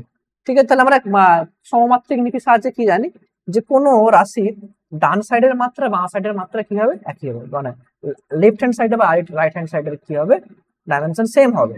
তাহলে লেফট হ্যান্ড সাইডে আমাদের ডাইমেনশন কি আছে, লেফট হ্যান্ড সাইডে আছে ভি, বা বেগের মাত্রা লেফট হ্যান্ড সাইডে ডাইমেনশন কত, লেফট হ্যান্ড সাইডে আছে ভি এর ডাইমেনশন কত আমরা জানি, এল to the power -1, L to the power -1। Okay, তাহলে রাইট হ্যান্ড সাইডেও ওইগুলোই থাকবে।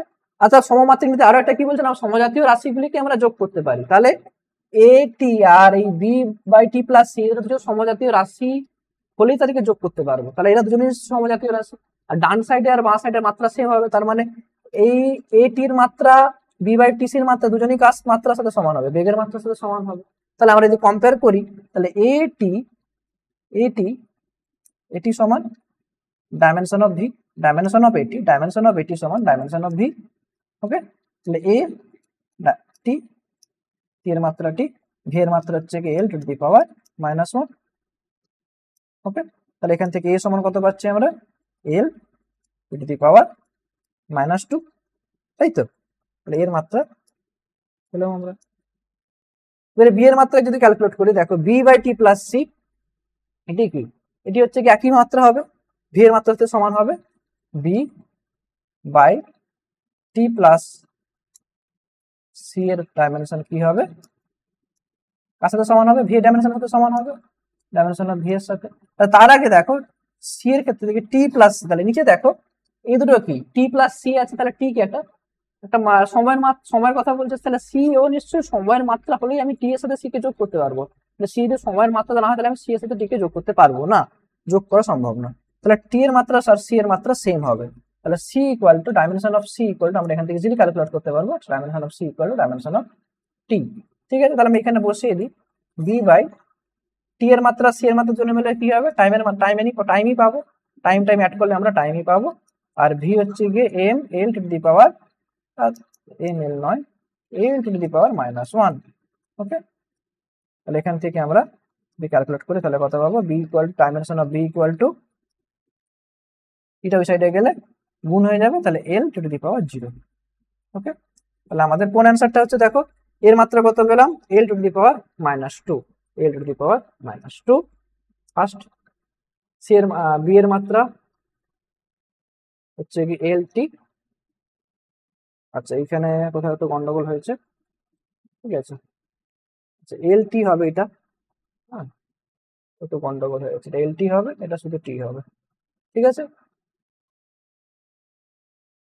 ও ও সরি সরি সরি, ঠিকই ছিল, আমি ভুল লিখলাম, ঠিকই ছিল।